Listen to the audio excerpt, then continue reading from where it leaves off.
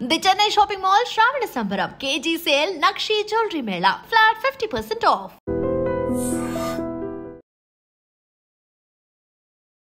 అంటే మీరు ఫెమినిస్టా? Yes I'm feminist. అంటే అమ్మాయిలకి స్టాండ్ తీసుకోవడం, అమ్మాయిలు ఏం చేసినా రైట్ అని అనడం. అమ్మాయిలందరూ సుధపూసల్ గారు, అబ్బాయిలందరూ చెడ్డోలు గారు అని పబ్లిక్గా 1,00,000 సార్లు 10 years నుంచి మాట్లాడుతున్నా. క్రైమ్ రేట్లో కూడా ఈ మధ్య అమ్మాయిలు కూడా ముందుకు వస్తున్నారు. అలాంటి సిచ్యువేషన్స్లోనే కూడా అమ్మాయిలది రైట్ అంటారా? ఇప్పుడు ఫెమినిజం వచ్చి ఇప్పుడు అమ్మాయిలు బయటికి వచ్చి ఇప్పుడు అమ్మాయిలు వైలెంట్ అవుతున్నారు అంటున్నారు. ఇంతకుముందు మొగలు మరి వైలెంట్ ఎంత క్రైమ్ రేట్ ఉంది మన దగ్గర? రీసెంట్ పోస్ట్లో కూడా చూసాను ఇన్స్టాలో, బాగా ఏడుస్తూ. ఎప్పుడైనా అమ్మాయి ఫాదర్ లాంటి అబ్బాయిని కోరుకుంటుంది, అబ్బాయి ఎప్పుడు అమ్మ లాంటి అమ్మాయిని కోరుకుంటాడు. నా ఫాదర్ ఈక్వేషనే ఖరాబ్ అయిపోయింది. అబ్యూజివ్ ఫాదర్ ఉన్నాడు. టీవీ వైర్ ఉంటుంది కదా, కాపర్ వైర్ పైన పుట్టు తీసేసి ఆ వైర్తో కొడితే తోలు లేస్తే దాంట్లో కారం పొడేయడం, కళ్ళల్లో నిమ్మకాయలు వినడం. సడన్ గా మీరు ఈ ట్రామాకి రావడానికి, లైక్ మీరు ఇలా మారడానికి బిగ్ బాస్ ఒక కారణం అని చెప్పి అని అంటారు. అకౌంటబిలిటీ కోసం మాటికి వెళ్తే పట్టించుకోవాలి. రిసెప్షన్ లో కూర్చోబెట్టారు, పొద్దున్న సాయంత్రం దాకా పంపించేశారు. ఇది ఒక సిచ్యువేషన్ జరిగిందని చెప్పి పక్కన పెట్టి మీ కెరీర్ ని బిల్డ్ చేసుకుని ఉంటే మంచి ప్లేస్ లో ఉండేవాళ్ళేమో. నాకు ఇండస్ట్రీకి వచ్చిన దగ్గర నుంచి ఎన్ని రేప్ అటాక్లు అయినాయి, ఎంత ఎక్స్ప్లోటేషన్ అయిందనే దానికి ప్రూఫ్లు లేవు. నేను చాలా ఇన్నోసెంట్ గా తిరిగా. ఏం తెలియకుండా నా తెలుగు పీపుల్ అనేటోళ్ళు సేఫ్టీ, వెళ్ళిన ప్రతి దగ్గర కన్సెంట్ లేకుండా రేప్ అటాక్లు చేయడం ఒకటి చాలా అయిపోయినాయి. మరి ఎందుకు రారు ఎవరు బయటికి? అమ్మాయిలు మొగుడుతో దొక్కించుకుంటావా, సొసైటీలోకి వచ్చి 10 మందితో దొక్కించుకుంటావా అన్నట్టుంటది ఈక్వేషన్. ఇప్పుడు బయటకు వచ్చి మాట్లాడారు అనుకోండి, ఏమైంది నా కెరియర్? మీరు ఎప్పుడైనా కమిట్మెంట్ గా వెళ్ళారా సినిమా ఆఫర్ కోసం? ఒక అంటారు చూడండి, మొహమాటానికి వెళ్తే కడుపు వచ్చిందని. అలా నో చెప్పడం రాక ఫోర్స్ఫుల్ గా మందు తాగిస్తే తాగేసా, అవుట్ అయిపోయా. ప్రొడ్యూసర్ డైరెక్టర్ వాళ్ళు ఇప్పుడు చాలా ఫేమస్. డ్రైవర్ రావడానికి ఇంకో 20 minutes పడుతుందంట. గాయత్రి రాత్రి అవుతుంది కదా, పైన కూర్చుందా అని వెళ్ళి నా డ్రెస్ లాగడం స్టార్ట్ చేసాను. నాకు ఫోర్స్ఫుల్గా పెళ్ళయింది. ఆ పెళ్లిలో కూడా నాకు ఎక్స్ట్రీమ్ ట్రామా, లిటరల్ తట్టుకోలేక 5 stitches ఉన్నాయి. సూసైడ్ అటెంప్ట్ చేసుకున్నా. ఫోర్స్ఫుల్ పెళ్ళి ఏంటి? మా అమ్మ అయితే పాయిజన్ బాటిల్ పెట్టుకొని నువ్వు చేసుకోకపోతే నేను చచ్చిపోతాను కూర్చొని. అప్పగింతలు అవుతాయి కదా, ఇలా హక్ చేసుకొని చెవులో చెప్తుంది, నేను వదిలించుకోవడానికి పెళ్లి చేస్తున్నా, మళ్ళీ నా జీవితంలోకి రాకు, just get out of my life. ఒక అమ్మ అందరి ముంగలు ఒకలాగా, ఎవరు లేనప్పుడు ఒకలాగా, సీక్రెట్గా ఒకలాగా, అలా ఎలా ఉండగలుగుతారు అనే షాక్లో ఉండిపోయినా. హాయ్ హలో నమస్తే, నేను మీ anchor Shiva. Welcome to iDream media. ఈరోజు నా ముందున్న గెస్ట్ గాయత్రి గుప్తా. తనతో మాట్లాడదాం. ఎలా ఉన్నారు? Good, I'm good. How are you? నేను బాగున్నాను. And thank you so much నా పాడ్కాస్ట్కి వచ్చినందుకు. ప్లెజర్. నేను యాక్చువల్లీ ప్రతిసారి ఇంట్రొడక్షన్లు ఇచ్చి అది ఎప్పుడు చెప్తుంటాం, అలా కాదు, డైరెక్ట్గా ఒకసారి మాట్లాడదామని నీతోనే స్టార్ట్ చేస్తున్నాను నేను. యా, రీసెంట్గా నీ ఇన్స్టాలో రీల్స్ కానీ మీ యూట్యూబ్లో వీడియోస్ని చూస్తూనే ఉన్నా. అంటే సొసైటీకి ఏదో చెప్దామని ట్రై చేస్తున్నారు. నిజంగా మీ వీడియోస్ ఫుల్గా చూస్తే తెలుస్తుంది ఏంటంటే, అమ్మాయిలందరూ సుధపూసల్ గారు, అబ్బాయిలందరూ చెడ్డోలు గారు అని పబ్లిక్గా 1,00,000 సార్లు 10 years నుంచి మాట్లాడుతున్నా. నాదొక వాయిస్, అది వింటే అర్థమవుతుంది. నార్మల్గా యాక్చువల్లీ నేను ఎలా చెప్తున్నానంటే, ఫెమినిస్ట్ అంటే కొంతమంది మన దగ్గర, అంటే కొంతమంది ఇప్పుడు ఫెమినిస్టులు కత్తి ఉంటుంది, కత్తితో మర్డర్ చేయొచ్చు, కత్తితో కూరగాయలు కోయచ్చు, ఏమైనా చేయొచ్చు. ఇది నేను బిగ్ బాస్ లో ఉన్నప్పుడు విన్నా. అంటే ఇప్పుడు కత్తితో మర్డర్ చేశారు కాబట్టి కత్తి మంచిదా అంటే, కత్తిని ఎలా వాడుతున్నారు వాళ్ళ బట్టి మనం డెఫినేషన్ మార్చలేం కదా. Feminism came to empower women because పితృస్వామ్య వ్యవస్థ వల్ల ఆడవాళ్ళు, మీకు అంటే ఇప్పుడు నేను స్పెసిఫిక్గా చెప్పక్కర్లేదు, మనకు అందరికి తెలిసిందే. ఇప్పుడు మన లాస్ అప్గ్రేడ్ అవుతున్నాయి, పీపుల్ అప్గ్రేడ్ అవుతున్నారు. ఒకప్పుడు ఆడవాళ్ళు ఇంటికి పరిమితం అవుతుండే, కిచెన్కి పరిమితం అవుతుండే. ఇప్పుడు సొసైటీలోకి వస్తున్నారు, వర్క్ చేస్తున్నారు. ఇప్పుడు సొసైటీ ఆడవాళ్ళకి రెడీ లేకుండే వర్క్కి. సడన్గా అంటే మిలీనియల్ జనరేషన్ నుంచి ఆడవాళ్ళు రావడం స్టార్ట్ అయిన దగ్గర నుంచి అసలు ఆడవాళ్ళని ఎలా హ్యాండిల్ చేయాలి అనే, ఇప్పుడు ఆడవాళ్ళ హెల్త్ డిఫరెంట్ ఉంటుంది, ఎక్స్పెక్టేషన్స్ డిఫరెంట్ ఉంటాయి.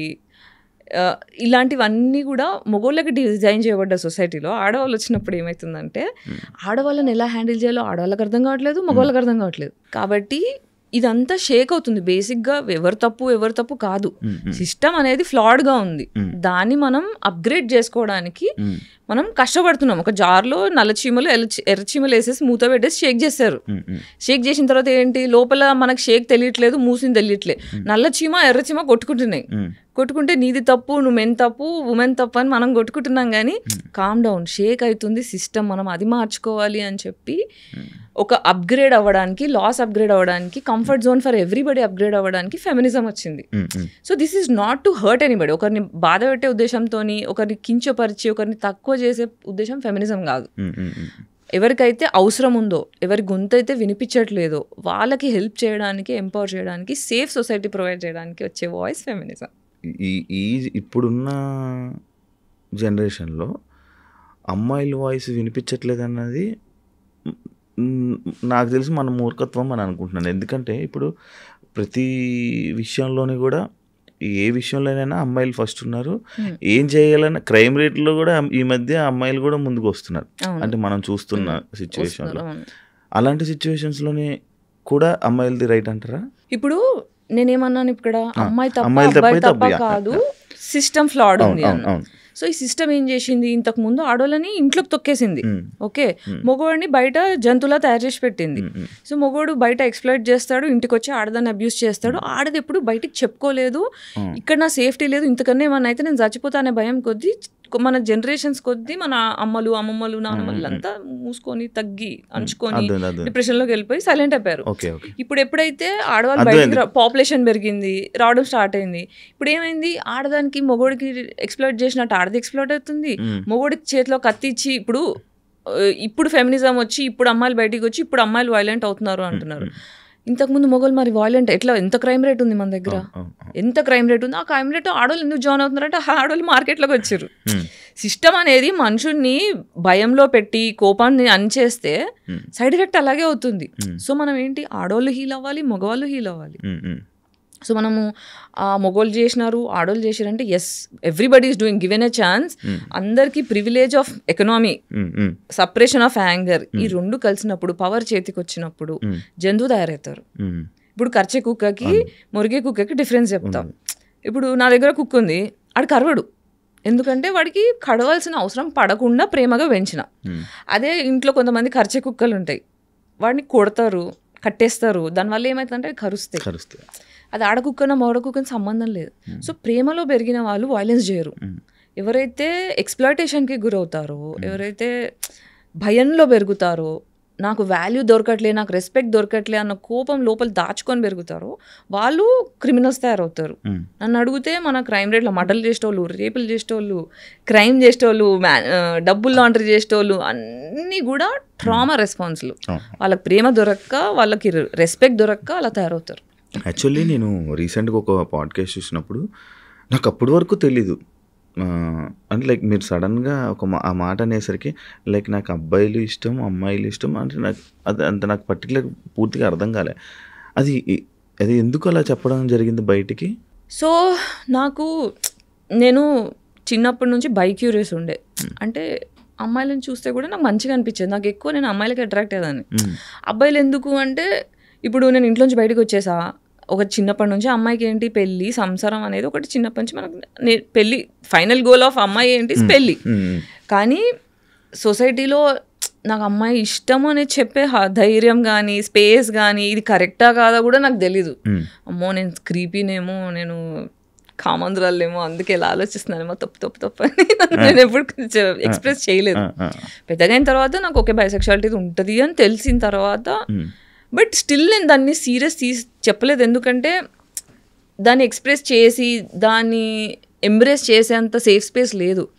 నేను ఎక్కువ సర్వైవల్ మోడ్లో పెరిగాను, సర్వైవల్ మోడ్లో తిరుగుతున్నాను, సర్వైవల్ మోడ్లో బ్రతుకుతున్నా. కాబట్టి ఎండ్ ఆఫ్ ద డే నా సేఫ్టీ, నా డబ్బులు, నా హెల్త్, ఈ మూడిట్లో కొట్టుకోవడం వల్ల I never explored my sexuality. నాకు ఏది ఇష్టం, నేను ఏది కావాలనుకుంటున్నా, ఓకే ఇది ఉంటే నాకు హ్యాపీ ఉంటుందా అని ఎక్స్ప్లోరేషన్ నేను ఎప్పుడు చేయలేదు.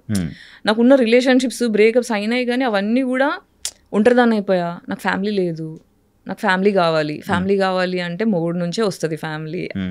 సో నాకు అమ్మ నాన్న ప్రేమ మిస్ అయినా, నేను ఊహ తెలిసినప్పటి నుంచి నాకు అమ్మ నాన్న ప్రేమ లేదు. సో నాకు వచ్చే లైఫ్లో నాకు జస్ట్ లైఫ్ పార్ట్నరే కాదు, నాకు పేరెంట్స్ కూడా కావాలి. నాకు ఇంట్లో నాకన్నా పెద్ద, అంటే చిన్నప్పటి నుంచి ఇంట్లో పెద్దదాన్ని, మళ్ళీ బయటికి వస్తే కూడా అందరూ మెంటల్లీ చిన్నపిల్లలే ఉన్నారు నా చుట్టూ. I have been emotionally mother to all my friends. So అట్లా మెంటల్లీ చాలా టైర్డ్ అనిపిస్తుంది నాకు. అందుకే ఎప్పుడు నా మనసు ఎప్పుడు నాకన్నా మెంటల్లీ పెద్దవాళ్ళు ఉంటే బాగుండు అని కోరుకుంటా. ఆ పెద్దవాళ్ళు ఎక్కడ అమ్మ నాన్నలో దొరుకుతారు, అది ఎక్కడి నుంచి వస్తుంది, లైఫ్ పార్ట్నర్ దగ్గర నుంచి వస్తుంది. కాబట్టి ఆ ఒక్క family I want to belong somewhere అన్న ఆశ కొద్దీ నేను రిలేషన్షిప్స్లో పడ్డా, కానీ గివెన్ ఎ ఛాన్స్ సింగిల్గా ఉన్నంత ప్రశాంతంగా లేదు.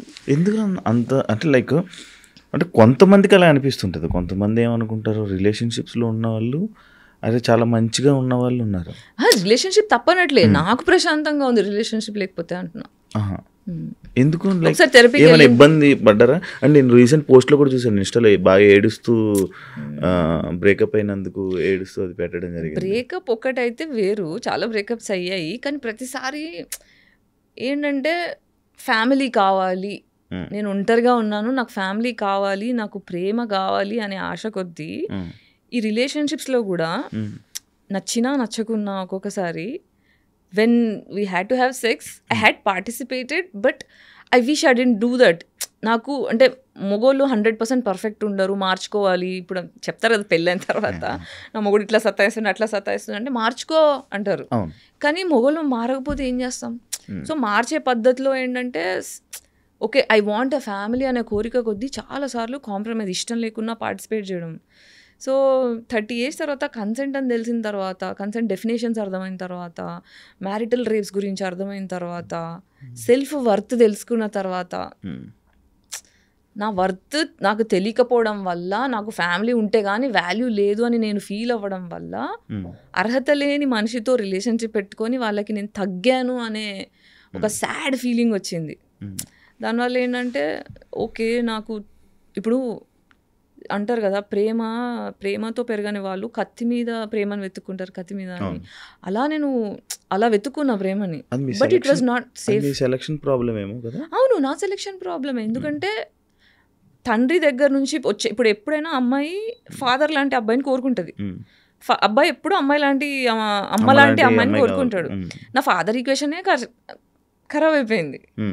సో ఇప్పుడు అబ్యూజివ్ ఫాదర్ ఉన్నాడు, కూర్చుంటే పగలగొట్టడం, లేస్తే పగలగొట్టడం, చీపి తిరిగిపోయి, చెప్పులు తిరిగిపోయి, టీవీ వైర్ ఉంటుంది కదా కాపర్ వైర్, పైన పొట్టు తీసేసి ఆ వైర్తో కొడితే తోలు లేస్తే దాంట్లో కారం పొడేయడం, కళ్ళల్లో నిమ్మకాయలు వినడం, ఇది రెగ్యులర్, ఇది డైలీ బేసిస్. పొద్దున అవుతుందంటే ఇవాళ ఏం చూడాల్సి వస్తుందో అనేటట్టు 25 years వచ్చేదాకా, 25 years ఇంట్లోంచి నేను బయటికి వచ్చేదాకా దెబ్బలు తినని రోజు లేదు, ఏడ్చుకుంటూ పడుకోని రోజు లేదు. టిల్ ఎట్ ద ఏజ్ 35 వరకు కూడా ప్రతి day I sleep with crying, ఏడ్చుకుంటూ నాకు అమ్మ కావాలి నాన్న కావాలని ఏడ్చుకుంటూ పడుకున్నాను. ఓన్లీ మిమ్మల్ని కొట్టేవాళ్ళు? మీరు నలుగురు అంట కదా? అందరినీ కొడతారు, మమ్మీని నన్ను ఎక్కువ. మీకు మమ్మీ పోలికలు ఉన్నాయా? పోలికలని కాదు, ఇంట్లో ఎప్పుడైనా ఏమవుతుందంటే పేరెంట్స్ టాక్సిక్ ఉన్నప్పుడు ఏమవుతుందంటే, ఒక సైకాలజీ టర్మ్స్లో చెప్తా, ఒక స్కేప్ గోట్ అనే ఇప్పుడు మా ఇంట్లో మేము 5 సిస్టర్స్, ఓకే, మోర్ దాన్ 1 పిల్లలు ఉంటే ఒకరు స్కేప్ గోట్ అవుతారు, ఒకరు గోల్డెన్ చైల్డ్ అవుతారు, మిగతా వాళ్ళు ఇన్విజిబుల్ అయిపోతారు. స్కేప్ గోట్ చైల్డ్ ఏంటంటే, నాకు నిజాలు మాట్లాడడం ఇష్టం, మీకు నచ్చినా నచ్చకపోయినా నాకు తప్పు అనిపిస్తుంటే, నాకు ఇది తప్పు అనిపిస్తుంది కొంచెం చూడండి అని అడుగుతా. ఇప్పుడు టాక్సిక్ ఫ్యామిలీలో ఏమవుతుందంటే, నేను చెప్పిందే నువ్వు వినాలి, అది తప్పు ఒప్పుతో సంబంధం లేదు అని చెప్పి ఫోర్స్ చేస్తారనుకో, నేను నిజాన్ని అడుగుతున్న ప్రచారం వాళ్ళకి నచ్చట్లేదు కాబట్టి నన్ను కొట్టడం చేస్తుండే. పెద్దవాళ్ళు కాబట్టి ఏజ్లో పెద్దవాళ్ళు అదే కోరుకుంటారు, చిన్నవాళ్ళు నేను చెప్పిన వినాలి, మీకేం తెలుసు అన్నట్టు. కానీ ఒక జెన్యూన్ క్వశ్చన్ అడిగినప్పుడు నాకు ఆన్సర్ వచ్చేది కాదు. సో ఒక చైల్డ్ నీడ్స్ని పట్టించుకోకుండా ఒక డిక్టేటర్ లాగా. అంటే ఏం క్వశ్చన్స్ అడిగేవాళ్ళు నార్మల్గా మీ నాన్నగారిని? నీకు ఏదో డ్రెస్ కావాలనేది అడిగితే, ఇది ఒక స్టూపిడ్ ఎగ్జాంపుల్ చెప్తున్నా, డ్రెస్ కావాలని అడిగితే అది నేను కొనిచ్చే అంత స్తోమత లేదు బెటనా. మా నాన్న రిచ్, బాగా పైసలు ఉన్నాయి కానీ కావరం ఎక్కువ. సో అన్ని పైసలు లేవు బెట నా దగ్గర ఏమన్నా అడిగితే అదొక్కటి నా ఒక్కదానికే చేస్తుండే, మిగతా వాళ్ళందరికీ మామూలుగానే ఏదంటే అది కొనిచ్చేవాళ్ళు. నాకు పాకెట్ మనీ 100 rupees నెలకి ఇంజనీరింగ్లో ఇచ్చి దాని లెక్కలు అడుగుతుండే హాస్టల్లో ఉన్నదానికి. ఇట్లా చేస్తున్నావు ఎందుకు నాన్న అంటే, ఇంతమంది ఆడపిల్లల్ని పోషించాలంటే నేను ఆరిపోతా అంటే, మరి ఎందుకు కన్నా 5గురిని అని అన్నా. అంటే ఇది 1 2 సార్లు కాదు, ఒక 100 సార్లు నన్ను చిన్న చేయడం అలా చేస్తే, 5గురిని ఎందుకు కన్నా, మరి తక్కువ మందిని కనాల్సింది, బాధ్యత ఇంత ఉండేది కాదు కదా. నేను చాలా జెన్యూన్గా ఇన్నోసెన్స్తో అడిగా. అడిగితే నువ్వు గంతు కానీ ఎక్కువ మంది నువ్వు అంటే అదే నువ్వు కందు కానీ ఎక్కువ మందిని అలా చాలా డిఫరెంట్గా మాట్లాడతారు. మళ్ళీ అంటే ఇవి స్మాల్ థింగ్ ఏంటి అని వెతుకుతుంటే నాకు దొరకట్లేదు, కానీ మా డాడీ చేసినవన్నీ చాలా ఎక్స్ట్రీమ్ పనులు. ఓకే, అవన్నీ నేను ఒక పాడ్కాస్ట్లో అంటే ఫాదర్ అబ్యూస్ గురించి మాట్లాడతాను. That is too much to bear. Actual మీ నాన్నగారికి అబ్బాయి అబ్బాయి కావాల్సి అంతమంది మూడు అబార్షన్లు అయినాయి మా అమ్మకి. మళ్ళీ ఆడపిల్లలతో సాటిస్ఫాక్షన్ లేక మా మీద మర్డర్ అటెంప్ట్ చేయించాడు. మా అమ్మ మీద మర్డర్ అటాక్ చేశాడు. తర్వాత డివోర్స్ అప్లై చేసేటప్పుడు ఆస్తులు ఇవ్వడం ఇష్టం లేక ఆ టైంలో చాలా హారిబుల్ డివోర్స్ సీన్స్. దాని తర్వాత మళ్ళీ పెళ్లి చేసుకున్నారు, మళ్ళీ అమ్మాయి పుట్టింది. తండ్రి పాపాలు అనేవి కూతురు తీర్చాలంట. స్పిరిచువాలిటీ అర్థమైంది. పాపాలు చేసే తండ్రికి అమ్మాయిలు మాత్రమే పుడతారంట, కొడుకులు పుట్టారంట. అర్థమవుతుంది తర్వాత నమ్ముతున్నా, ఇంతకుముందు నమ్మేదాన్ని కాదు. బేసిక్గా మీరు అలాంటి వాతావరణంలో నుంచి రావడం వల్ల మీకు ఒక అమ్మాయికి సపోర్ట్ చేయాలి అంటే ఇలా చాలా మంది అమ్మాయిల జీవితాలు ఇలా ఉన్నాయి. చాలా మంది అమ్మాయిలు బయటికి ఇప్పుడు ఎంతో అంటే పితృస్వామ్య వ్యవస్థ అనేది ఏం చేస్తుందంటే బేసిక్గా పురుషాధిక్యంలో డిజైన్ చేయబడ్డ సొసైటీ ఇది. So extremely emotionally intelligent parents అంటే ప్రేమని అర్థం చేసుకున్న తల్లి తండ్రి ఉన్న కుటుంబాల్లో మాత్రమే ఆడపిల్లలు సంతోషంగా ఉన్నారు. అది ఓన్లీ ఎక్స్ట్రీమ్లీ రిచ్ కమ్యూనిటీస్లో, అది కూడా అందరు కూడా కాదు. బట్ మన ఇండియా ఏంటి, ఇండియా కాదు ప్రపంచం మొత్తం ఇలాగే ఉంది. రిచ్ క్రౌడ్ తక్కువ, పూర్ క్రౌడ్ ఎక్కువ, మిడిల్ క్లాస్ ఎక్కువ. సో ఎకనామికల్ ఇష్యూస్ ఉన్న ప్రతి దగ్గర ఎక్స్‌ప్లాయిటేషన్ ఉంటుంది. So larger crowd of women are going through depression. So నా వాల్యూ ఏంటో నాకు తెలియకుండా నేను పెరుగుతున్నట్టు చాలా మంది అమ్మాయిలు, చాలా మంది కాదు ఎక్స్ట్రీమ్లీ ఎక్కువ population, more than 50% of population అనే చెప్తాను నేను. మీరు ఇలా మాట్లాడడం స్టార్ట్ చేశాక ఏదైనా ఎవరైనా అమ్మాయిలు మిమ్మల్ని కాంటాక్ట్ అయ్యారా? చాలా మంది అవుతారు, రెగ్యులర్ బేసిస్లో అవుతారు. వీళ్ళ టైం బట్టి మ్యాక్సిమం రిప్లైలు ఇస్తా, అందరితో మాట్లాడతారు. ఓకే, ఈ జనరేషన్లో పెళ్లి చేసుకోవడం తప్పు అంటారా? తప్పు అంటే ఇట్స్ అ ప్రివిలేజ్. ఓకే, పెళ్లి చేసుకోవడం అనేది ప్రివిలేజ్. ఇప్పుడు నన్ను అడిగితే మనం అందరం యుద్ధంలో ఉన్నాం, సైకలాజికల్ యుద్ధంలో ఉన్నాం. ఇప్పుడు మనం ఏం చేయొచ్చు అంటే తరతరాలు వరల్డ్ వార్ అయిన తర్వాత ఇండిపెండెన్స్, మనకి ఇండియా ఇండిపెండెన్స్ వార్ యుద్ధాలు అయిన తర్వాత ఏంటంటే మనం అంతా ట్రామాకు గురాం. అంటే ఫర్ ఎగ్జాంపుల్ మనం పరిగెడుతుంటే పెద్ద దెబ్బై కాలు ఫ్రాక్చర్ అయిపోయింది అనుకోండి, ఆ కాలు ఫ్రాక్చర్ అయిపోయేదాకా మనం ఏం చేస్తాం, బెడ్ రెస్ట్ తీసుకొని దాని మీద ఫోకస్ చేస్తాం. దాని మీద ఫోకస్ చేస్తే దగ్గుతుంది. లేదు నువ్వు పట్టేసేసి నన్ను ఉరుకు అంటే ఉరకలేం మనం. దానివల్ల దెబ్బలు ఇంకా పెరుగుతుంది, ఇన్ఫెక్షన్ అవుతుంది, కాలు తీసేదాకా వస్తుంది. సో వార్ వల్ల ఏమవుతుందంటే మన తాతలు, ఇప్పుడు మా తాత ఫ్రీడమ్ ఫైటర్ ఉండే, ఫ్రీడమ్ మూమెంట్లో మా తాతయ్య పార్టిసిపేట్ చేశారు. బ్రిటిష్ వాళ్ళ చేతిలోనే చనిపోయారు మా తాతయ్య కూడా. ఎమ్మెల్యే ఉండే, ఫ్రీడమ్ వచ్చిన తర్వాత ఆ టైంలో హీ గాట్ కిల్డ్. సో ఇట్లాంటి టైంలో ఏమవుతుందంటే మన తాతల జనరేషన్ వాళ్ళందరూ ఇమోషనల్ ట్రామాకి గురయ్యారు. అంటే ఫుడ్ ఎక్స్‌ప్లాయిటేషన్, చంపేడాలు, భయంలో బ్రతికారు. ఇప్పుడు గాజా వార్ చూస్తున్నారు కదా, భయంలో ఉన్నారు. ఈ గాజాలో ఎవరైనా మిగిలారు అనుకోండి, వాళ్ళ నెక్స్ట్ తరాలు అందరూ కూడా మన డిఎన్ఏలో 7 తరాల మెమరీ స్టోర్ అయిపోయి ఉంటుంది. తెలుసా మీకు?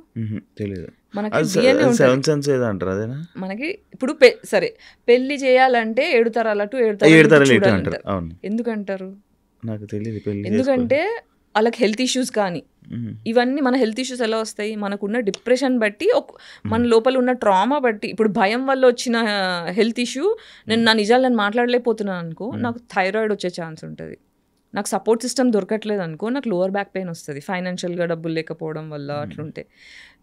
సెక్షువల్ ట్రామా ఉందనుకోండి, రేపులు ఎక్కువ జరగడం, ఇవన్నీ జరిగితే అంటే ఇట్లా లోవర్ బ్యాక్ టెయిల్ బోన్ దగ్గర పెయిన్ రావడం వల్ల వస్తుంది. ప్రేమ సరిగ్గా దొరకట్లేదు అనుకో, నేను ఎవరిని ప్రేమించలేకపోయే ధైర్యం చేయలేకపోతున్నాను అనుకో, హార్ట్లో పెయిన్ వస్తుంది. ఎక్కడ తెలుసుకున్నారు ఇవన్నీ? చదువుకున్నాను. సో దీనంటే దీస్ డిసీజెస్ మనకున్న డిసీజెస్ అన్నీ కూడా ఇమోషనల్ బ్యాగేజెస్ వల్ల వచ్చేవన్నమాట. సో మన తాత ముత్తాతల జనరేషన్ వాళ్ళందరికీ ఇలా డిఎన్ఏలో కూర్చుండిపోయాయి. అందుకే ఒక్కొక్కరికి ఒక్కొక్క లాంటి డిసీజెస్ వస్తుంటాయి. సో ఇప్పుడు ఏంటంటే మెంటల్ ట్రామా వల్ల ఫిజికల్ డిసీజెస్ వస్తున్నాయి. ఒకరినొకరు అర్థం చేసుకోలేని, ఇప్పుడు మొగోళ్ళు చంపేస్తున్నారు, క్రిమినల్స్ అవుతున్నారు, ఆడోళ్ళు క్రిమినల్స్ అవుతున్నారు. ఫస్ట్ మనం క్రైమ్ ఆపాలి అంటే నేను ఎందుకు రాక్షసుడిలా తయారవుతున్నా, నేను ఎందుకు రాక్షసిలా తయారవుతున్నా, why am I becoming man hater, why am I becoming women hater అని పాజ్ అయిపోయి ఇంట్రోస్పెక్ట్ చేసుకొని మన జనరేషన్ అంటే మన డిఎన్లో కూర్చున్న 7 తరాల జనరేషన్ వల్ల వచ్చే ఇమోషనల్ మెమరీని హీల్ చేసుకోవాలి. అంటే అదే ఏళ్ళు దెబ్బ తగిలింది, అదే నేను ఇప్పుడు పరిగెత్తదలుచుకోలేదు, కాలికి దెబ్బ తగిలింది, నేను పరిగెత్తదలుచుకోలేదు, ఫస్ట్ కూర్చొని నేను ఫోకస్ చేసుకొని హీల్ చేసుకుంటా. తగ్గిన తర్వాత అప్పుడు నేను నడుస్తా, తర్వాత పరిగెడతా. సో ఇప్పుడు నాకు తెలిసి ఈ 7 తరాలలో నెక్స్ట్ 7 తరాలు మళ్ళీ బాగుపడాలంటే ఈ తరం వాళ్ళందరూ పాజ్ అయిపోయి నా నెత్తిలో ఏం గుడిసిపోయింది, నా ఆరోగ్యం ఎందుకు ఇలా గుడిసింది, నేను ఎందుకు ఎవరితో ఫ్రెండ్షిప్ చేయట్లేదని ఆగి కాంటెంప్లేట్ చేసుకొని హీల్ అవుతే వచ్చే తరాల నుంచి పెళ్ళిళ్ళు విరగకుండా, ఫోర్స్ఫుల్గా ఉండకుండా, ప్రశాంతంగా హ్యాపీగా, అంటే ఒక పెళ్ళి చేసుకున్నాము అంటే డివోర్స్ తీసుకోవాలి అనే ఆలోచన రాకుండా ఉండాలి. నా మొగుడు అంటే నాకు ప్రాణం, నేను లాయల్గా ఉంటా అని అమ్మాయి అనుకోవాలి. నా పిల్లని లేకపోతే నేను ఉండలేను, నా పిల్లని తప్ప నేను ఎవరిని చూడను అనే అంత లాయల్గా మొగుడు ఉండాలి. అలాంటి రిలేషన్షిప్స్ మనకు రావాలంటే ఈ ట్రామాల నుంచి బయటపడాలి. కానీ ఇప్పుడు అవి రావు కదా. ఇప్పుడు ఈ మధ్య కాలంలోనే డివోర్స్ అంటే సింపుల్ అయిపోయింది. ప్రతి ఒక్క ఐసోలేట్ అవ్వాలి, నా గురించి నేను ఫోకస్ చేసుకొని నేను హీల్ అవ్వాలి అంటే రిలేషన్షిప్లో ఉండకూడదు. రిలేషన్షిప్లో ఏమవుతుందంటే రిలేషన్షిప్ వల్ల వచ్చే మేజర్ సైడ్ ఎఫెక్ట్ ఏంటంటే నాకన్నా నా పార్ట్నర్ మీద ఎక్కువ ఫోకస్ చేస్తా. వాళ్ళ బాగోగుల గురించి చూడడమే రిలేషన్షిప్ ఇవ్వడం. ఒకరికి మనం ఇవ్వాలి అంటే మన దగ్గర ఉండాలి. మనమే డిప్రెషన్లో ఉన్నామంటే డిప్రెషన్ నా దగ్గర ఏముంటే అదే ఇస్తాను నేను. ఇప్పుడు దగ్గర నన్ను ఫోన్ అడిగారు అనుకోండి, యాపిల్ ఫోన్ ఉంది, ఈ ఫోన్ ఇస్తా. నా దగ్గర నోకియా 1100 ఫోన్ ఉంటే అదే ఇస్తా. ప్రేమ కూడా అంతే. నేను ప్రేమ అనేది పరిచయం కాలేదనుకో, నేను అబ్యూస్ ఇస్తా.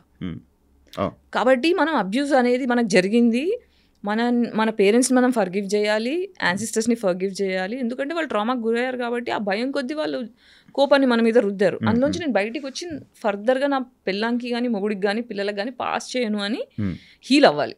So it's a pause that is happening which is good. పెళ్ళిళ్ళు అనేది ఇంకా ప్రివిలేజ్. మీరు ముందు సాక్షిలో పనిచేసేవాళ్ళు, తర్వాత స్టార్ మా మ్యూజిక్ హోస్ట్. స్టార్ మా గురించి కూడా తెలుసా? చాలా మందికి తెలియదు. చాలా మందికి తెలియదు. అదే మా మ్యూజిక్లో చేశారు. ఫస్ట్ సాక్షి తర్వాత నుంచి మా మ్యూజిక్ వచ్చారు. మా మ్యూజిక్ నుంచే అలాగా యాక్టర్ అయిపోయారు సడన్గా. అంటే ఈ జర్నీలో ఒక దాంట్లో ఒకరి కోసం అంటే ఒక మంచి మాటలు. సాక్షిలో మీరు దేని గురించి చెప్పేవాళ్ళు? ఉమెన్ గురించి మాట్లాడు. సాక్షిలో బేసిక్గా నేను చాలా ఇన్నోసెంట్ ఉండే, just excitement, I want to get here. ఎగ్జైట్మెంట్లో ఫస్ట్ నన్ను చాలా సన్నగా ఉన్నా అని చెప్పి జస్ట్ స్పేర్ యాంకర్ కింద పెట్టుకున్నారు. ఈటీకి లేదు సాక్షి అదే ఎంటర్టైన్మెంట్ దానికి. కానీ ఫస్ట్ అంతా న్యూస్కి ప్రిపేర్ చేశారు. ఎన్డీటీవీ నుంచి వచ్చి వాళ్ళు ట్రైనింగ్ ఇచ్చారు.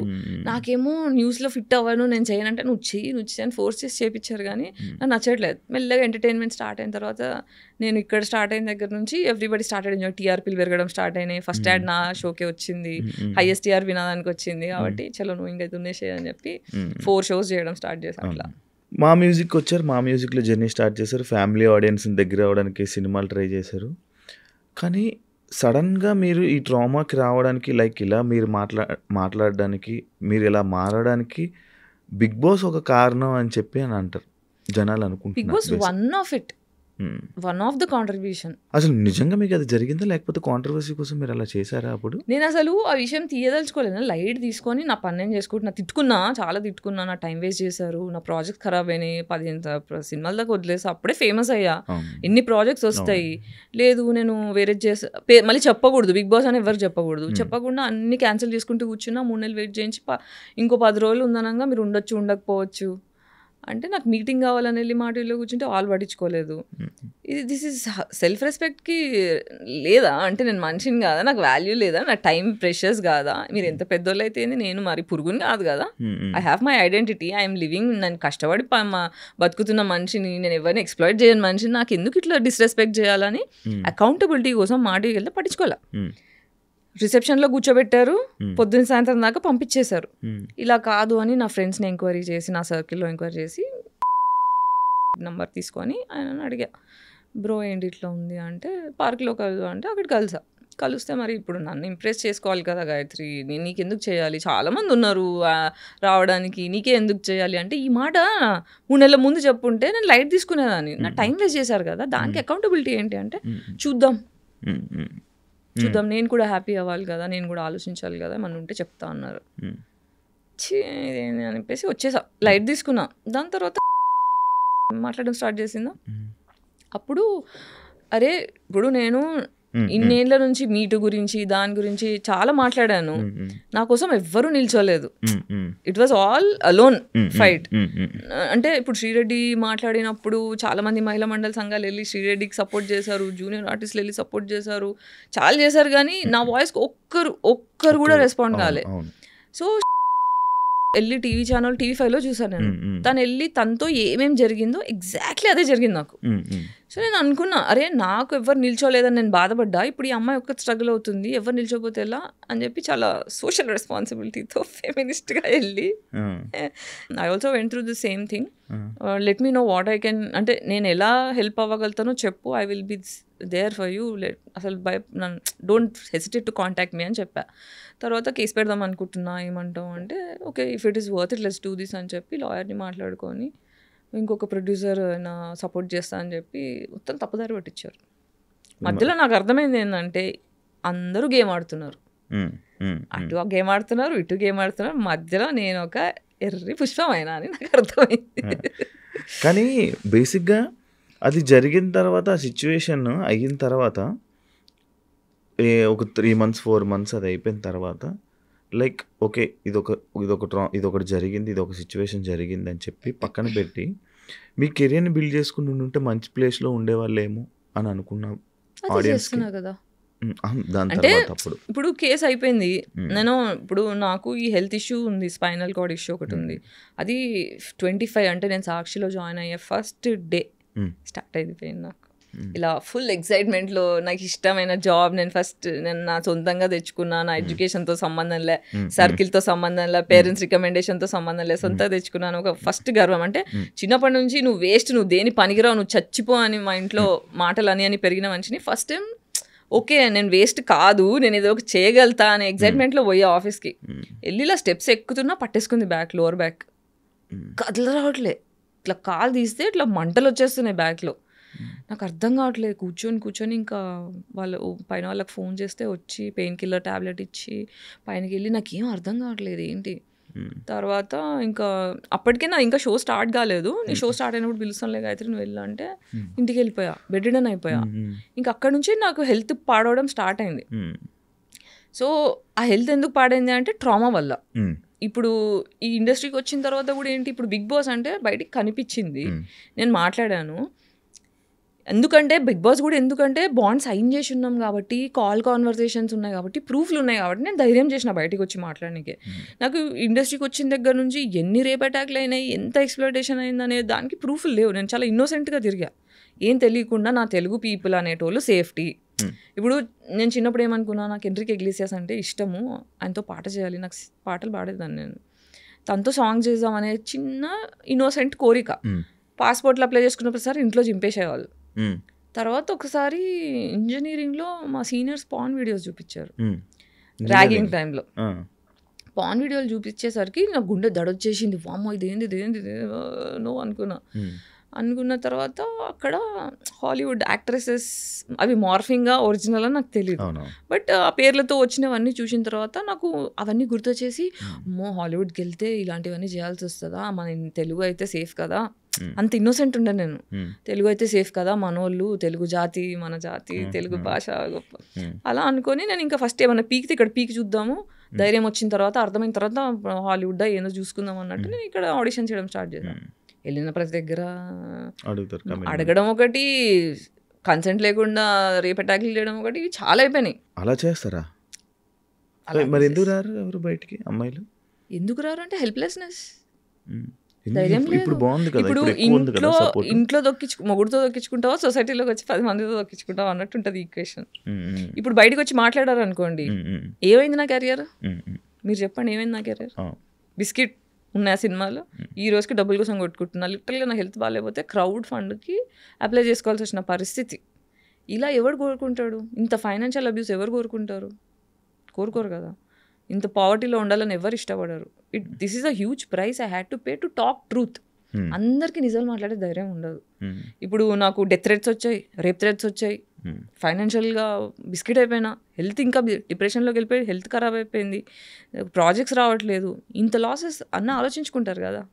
మరి ఎలా ఉంటున్నా అంటే చిన్న ప్రాజెక్ట్స్. ఇప్పుడు నేను మాట్లాడడం వల్ల ఇండస్ట్రీ కట్ చేసిందేమో కానీ చాలా మంది ఫ్యాన్స్ కూడా ఉన్నారు నాకు, చాలా మంది ఫ్యాన్స్ ఉన్నారు. ఇండిపెండెంట్ సినిమాలు తీస్తారు, కొత్త సినిమాలు తీస్తారు, వాళ్ళతో చేస్తా, వెబ్ సిరీస్లు చేస్తా. కొన్నిసార్లు మా మమ్మీ కొన్ని డబ్బులు పంపించేది, ఫ్రెండ్స్ పంపిస్తారు. యూఎస్లో నాకు చాలా మంది ఫ్రెండ్స్ ఉన్నారు, స్కూల్ ఫ్రెండ్స్, రిలేటివ్స్. అవును, మీ అమ్మగారు సిస్టర్ గారు కూడా యూఎస్లో ఉన్నారని విన్నా.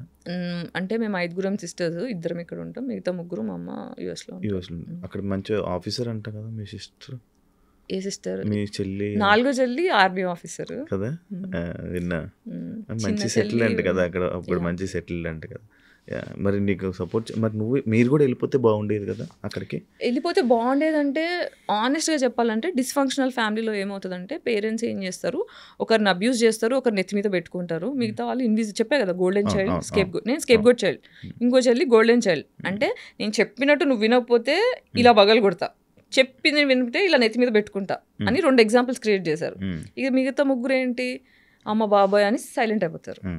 దానివల్ల ఏమవుతుందంటే ఇంకా ట్రయాంగులేషన్ అంటారు సైకాలజీలో. ట్రయాంగులేషన్ అంటే వీళ్ళ మీద వీళ్ళకి చాటి చెప్పడం, వీళ్ళ మీద ఇది మంచిది కాదు అని దీంతో గాసిప్ చేయడం, ఇది మంచిది కాదని ఇంకో చెల్లితో గాసిప్ చేయడం, అన్ని పర్సనల్గా చేస్తుంటారు. దానివల్ల ఏమవుతుందంటే మా సిస్టర్స్ మధ్యలో కూడా ఫ్రెండ్షిప్ అనేది చిన్నప్పటి నుంచి ఎస్టాబ్లిష్ అవ్వలేదు. సో ప్రేమ అనేది నేర్పించలే, ఓన్లీ విషయం పెట్టి నేర్పించారు. కాబట్టి ఎవరి కోసం ఎవరు లేకుండా అయిపోయింది. ఇప్పుడు మా చిన్న చెల్లి నేను బాండ్ అవుతున్నాం, ఇప్పుడు మాట్లాడుకుంటున్నాం, సైకాలజీ మాట్లాడుకుంటున్నాము, అర్థం చేసుకుంటున్నాము. ఓకే ఎందుకా అని ఇప్పుడు చిన్న చెల్లి కొంచెం దగ్గర అవుతుంది. ఓకే, ఇప్పుడు మంచిగా ఉంటున్నా. యాక్చువల్లీ నేను ఎవరినైనా యాక్టర్స్ని కానీ ఎవరినైనా ఇంటర్వ్యూ చేసేటప్పుడు నార్మల్గా కమిట్మెంట్ అలాంటి ఇష్యూ మీకు వచ్చిందా అని అడుగుతాను. ప్రతిసారి ఎవరు వచ్చినా నేను అడిగే ఒక క్వశ్చన్ అయితే ఇది పక్కా ఉంటుంది. కానీ నేను మిమ్మల్ని అడుగుతున్నా, మీరు ఎప్పుడైనా కమిట్మెంట్గా వెళ్ళారా సినిమా ఆఫర్ కోసం? సినిమా ఆఫర్ కోసం వెళ్ళలేదు, బట్ ఒక రీసెంట్లీ ఒక అసలు కమిట్మెంట్ ఇచ్చే అమ్మాయిలతోని ఎలా ఎంపథైజ్ అవ్వాలి అని ఆలోచించి ఒక్క డైరెక్టర్తో నేను మాట్లాడడం స్టార్ట్ చేసా. ఎంత అబ్యూజివ్గా అనిపించింది అంటే వామిటింగ్ వచ్చింది నాకు. తర్వాత ఇంకా నమస్కారం వద్దు, నాట్ ఇంట్రెస్ట్. నాకు ప్రొడ్యూస్ చేయడానికి రెడీ ఉండే నా స్టోరీకి, నువ్వు షూట్ స్టార్ట్ చేయి నేను డబ్బులు ఇస్తా అని చెప్పి మేనేజర్ని సెట్ చేస్తాడు, అంత టీమ్ని సెట్ చేస్తాడు. తర్వాత నా వల్ల అవ్వట్లేదు, నాతో కాదు అని నా పావర్టీ బతుకు నేను బతికిస్తా, పర్లేదు అలవాటు అయిపోయింది నాకు అని చెప్పి లైట్ తీసుకున్నాను. మీరు సినిమా ఇండస్ట్రీలో చేయలేదు, నేను ఎప్పుడు చేయలేదు. మీకు ఎప్పుడు ఇబ్బంది కూడా రాలేదు ఆ టైంలో? అంటే సినిమాలు చేసాం అంటే చేసిన వాళ్ళు ఇబ్బంది పెట్టలేదు కాబట్టి చేసినవి చేసా. కానీ ఒక్క సినిమా సగం నుంచి ఇబ్బంది పెట్టడం స్టార్ట్ చేశారు. అది నేను ఇంకా హరాస్మెంట్, ఇంకా అతి జాగ్రత్తగా నా ఫ్రెండ్ ఎప్పుడు వెళ్ళినా సింగిల్గా వెళ్ళకుండా అలా రేప్ అటాక్ చేశారు లిటరల్గా. అప్పుడు ఫస్ట్ ఐ డ్రీమ్ ఇంటర్వ్యూలో చెప్పిన ముచ్చటనే అది.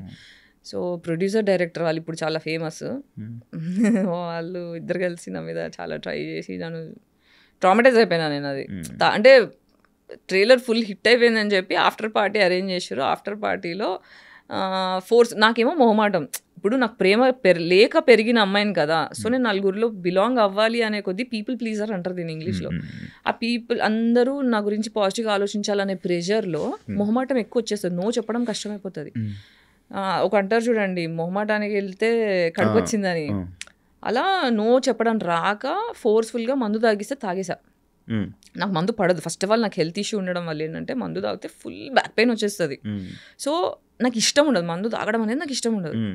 బట్ మొహమాటం కొద్దీ తాగు అనేసరికి తాగుతున్నా, తాగని ఇట్లా పెట్టి తోసేస్తారు, ఇలా పెట్టి పోసేస్తారు. అలా చేసేసరికి అవుట్ అయిపోయిన తర్వాత నా బాయ్ ఫ్రెండ్ తీసుకొని వెళ్ళా, ఎందుకైనా మంచిది సేఫ్ సైడ్ అని. మా వాడికి ఫోన్ వచ్చింది పల్లెటూరు నుంచి, ఊర్లో నుంచి కాల్ వచ్చేసరికి నేను అర్జెంట్గా వెళ్ళాల్సి వస్తుంది, నువ్వు నీ దగ్గర ఫోన్ ఉంది, నేను ఉంటే కాల్ చేయు, మన వాళ్ళు ఇక్కడిక్కడే ఉంటారు, టెన్షన్ లేదు, నువ్వు వెళ్ళు అని చెప్పి వెళ్ళిపోయాడు. నేను ఒక్కదాన్నే ఉన్నాను డిసైడ్ అయ్యి. ఇంకా ఇంటికి కార్లో డ్రాప్ చేస్తామని తీసుకెళ్ళడం స్టార్ట్ చేశారు.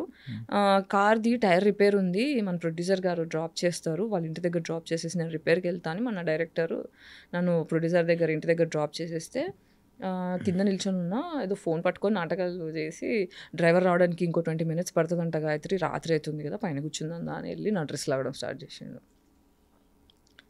నన్ను ఆ డ్రెస్ కాపాడింది, పెద్ద గౌన్ ఉండే, మా డిజైనర్ అన్ని కుట్లేసింది, లూజ్ ఉందని చెప్పేసి ఎక్కడికక్కడ స్టిచ్చెస్ చేసి, చాలా థిక్ క్లాత్ ఉండే, ఇలా పట్టుకొని మొత్తం డ్రెస్ అంతా ఇలా పట్టుకొని కూర్చున్నా మూలకి. 1 గంట సేపు హరాస్ చేసి నా ఫోన్ స్విచ్ ఆఫ్ అయిపోయింది, నేనేమో తాగేసి ఉన్నా, నాకేం అర్థం కావట్లే. కొట్టేసుకొని లాస్ట్కి 1 గంట చూశాడు, దాని తర్వాత ఏం పని అయ్యేటట్లేదని మళ్ళీ మన డైరెక్టర్కి ఫోన్ చేస్తే మళ్ళీ వాళ్ళే వచ్చి తీసుకెళ్లారు. అందులో కార్లో మళ్ళీ వేరే వాళ్ళు ఉన్నారు. ఓకే, వాళ్ళు ఏమనుకుంటున్నారు, నా జుట్టు జరిగిపోయి ఉంది, నేను ఏడుస్తున్నాను, పని అయిపోయింది అని వీళ్ళు ఇట్లా చూస్తారు, ఇలా చూస్తున్నారు. దాని తర్వాత వీళ్ళని ఫాలో అవుతూ ఇంకొక ఈవెంట్ మేనేజర్ బైక్ మీద వస్తున్నాడు. నేను ఫుల్ షాక్లో డ్రామాలో అసలు ఏం జరిగిందని ఇలా కూర్చొని పోయి ఉన్నా. నా ఇల్లు వచ్చింది, దిగిపోయా. ఆ ఈవెంట్ మేనేజర్ వచ్చి ఇట్లా గలీజ్గా హగ్ చేసుకొని ఇలా అంతా నొక్కేస్తున్నాడు. ఇలా కళ్ళు తిరుగుతున్నాయి నాకు, ఫోర్స్ పని చేయట్లేదు. ఫస్ట్ ఆఫ్ ఆల్ షాక్లో ఉన్నా, డిసోసియేషన్లో ఉన్నా, ఫ్రీజ్ మోడ్లో ఉన్నా, తాగేసి ఉన్నా. ఇలా చేసేసరికి నేను ఒక 10 రోజులు నార్మల్ మనం తినలేదు, నిద్రపోలేదు, జస్ట్ అలా కళ్ళలోంచి నీళ్ళు పోతున్నాయి. సో ఇలా జరిగిన తర్వాత ఇంకా ఆ సినిమా అయిపోయేదాకా నా బాయ్ ఫ్రెండ్ని పక్కన పెట్టుకొని నేను రాను, నేను ఒక్కసారి వెళ్ళాను.